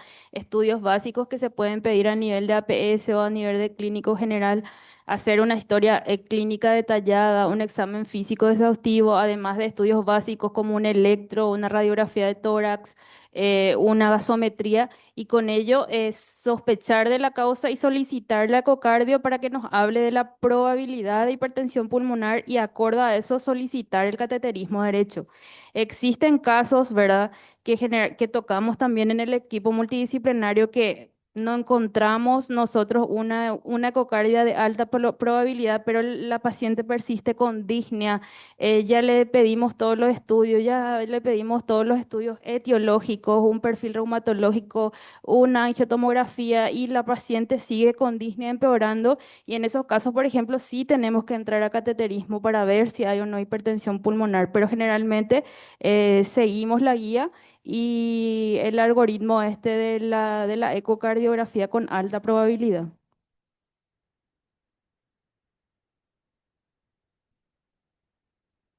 Yo creo que más del 90% de nuestros pacientes están dentro de ese algoritmo de ecocardiografía.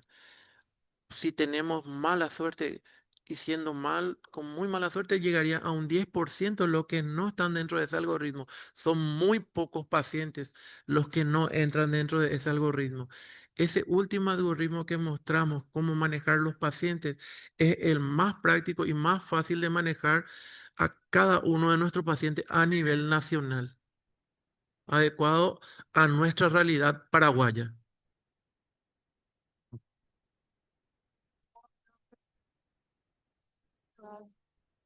¿Qué hice? Una pregunta de la doctora Soledad Álvarez. Si se planea un programa de trasplante cardiopulmonar para ofrecerle a estos pacientes. Em, eso dependería. Yo creo que el único hospital donde podría iniciarse eso es el Hospital San Jorge. Y yo no sé si la otra Fabiola ya tiene planificado eso algún día, pero en IPS habilitar el programa de trasplante cardíaco todavía no, hasta que arreglemos nuestro área de quirófano de cirugía cardíaca. Y el único hospital que está haciendo trasplantes cardíacos, que como mínimo tenés que tener la experiencia de 10 trasplantes cardíacos para empezar anuales para hacer un trasplante pulmonar o cardiopulmonar, es el Hospital San Jorge. Y si ellos no tienen planificado todavía hacer, mm, Solo porque me mencionan. Bueno, la verdad que el tema del trasplante es algo importante que todos conozcamos que realmente la entidad reguladora es la INAT. ¿Verdad? Nosotros como hospital somos un hospital ejecutor del trasplante cardíaco hoy, pero la INAT debe allanar el camino para que se puedan realizar más trasplantes en el Paraguay. El trasplante pulmonar es algo pendiente, ¿verdad? Hace poco fue el congreso de la Sociedad de Trasplante y tuvieron muchos expositores internacionales súper interesantes y ellos nos alentaban a empezar el programa de trasplante pulmonar.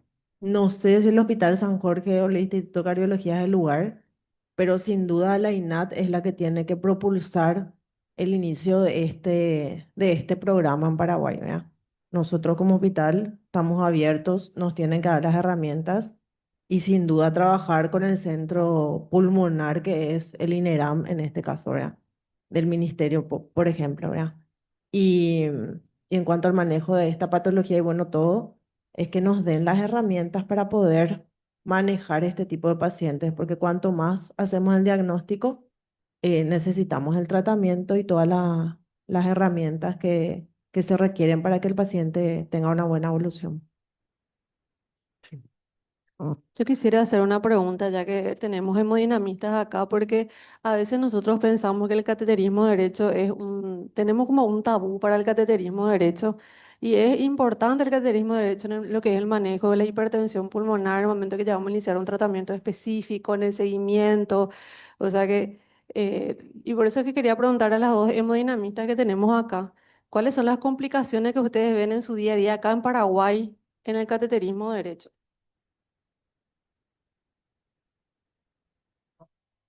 Y generalmente es que los pacientes consigan los materiales, ¿verdad? El que el paciente consiga el catéter Swan-Ganz, que ahora por lo menos están consiguiendo más, ¿verdad? Estoy haciendo más cateterismo con Swan-Ganz, ¿verdad? Y después otra vez en etiologías específicas, por ejemplo, en el TEP, por ejemplo, tendríamos que hacer una angiografía como nosotros no tenemos gamografía acá en Paraguay, ¿verdad? Y es utilizar contraste, tener un catéter de Big-Tail, entonces generalmente la traba son los materiales, ¿verdad? Y hay pacientes que sí tienen y a veces que no, y a veces pacientes que sufrimos con el doctor Rivarola en el San Jorge siempre, ¿verdad?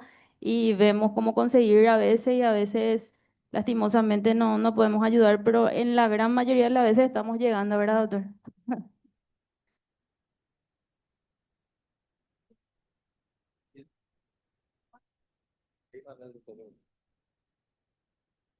Buenas noches. No, yo creo que no hay que tenerle miedo al cateterismo derecho. Es un procedimiento que realizamos hace mucho tiempo. Nosotros, yo en particular en el IPS ya hace más de 30 años que comenzamos.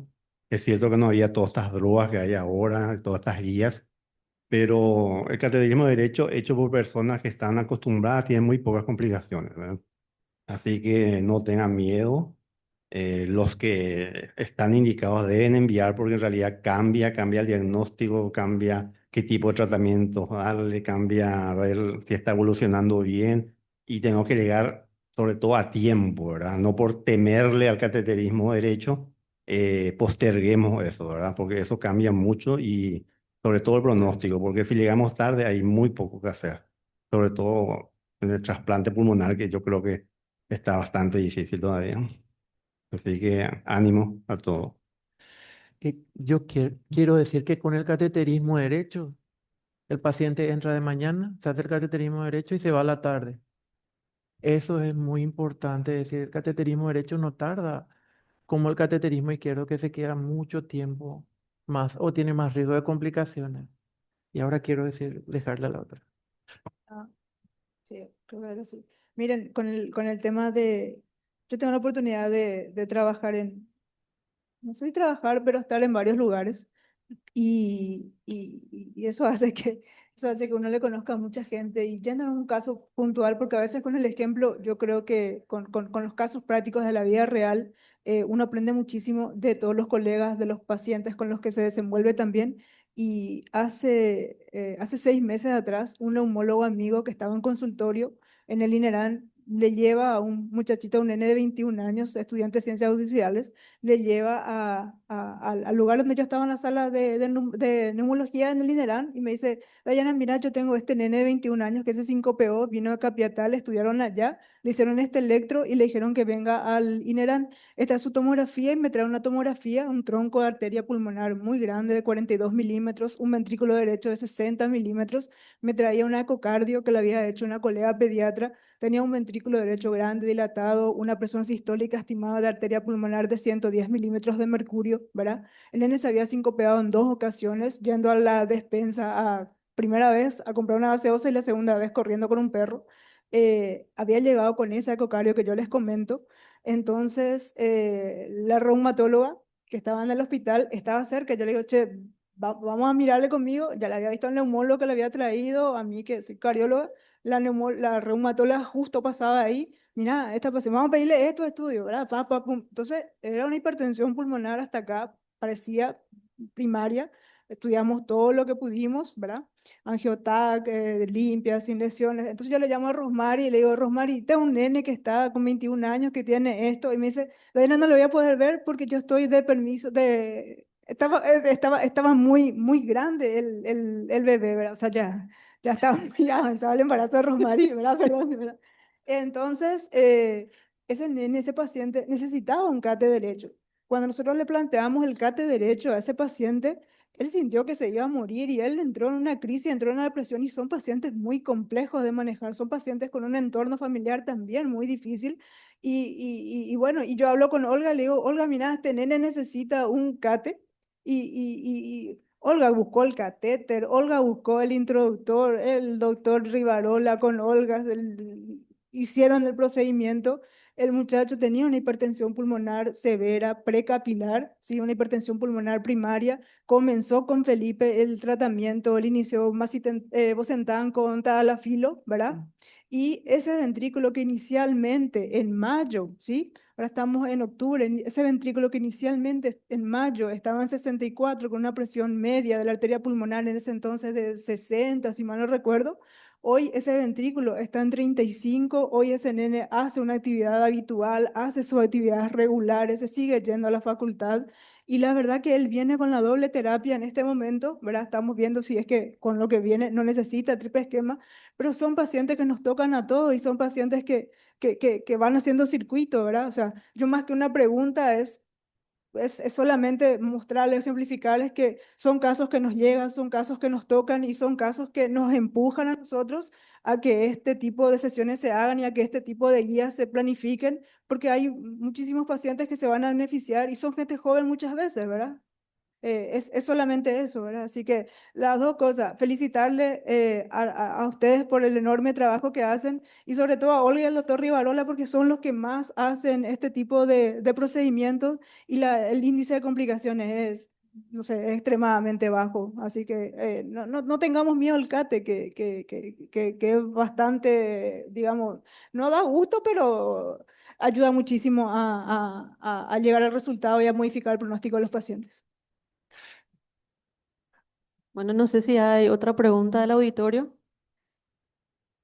Bueno, en honor al tiempo, muchísimas gracias a todos por venir.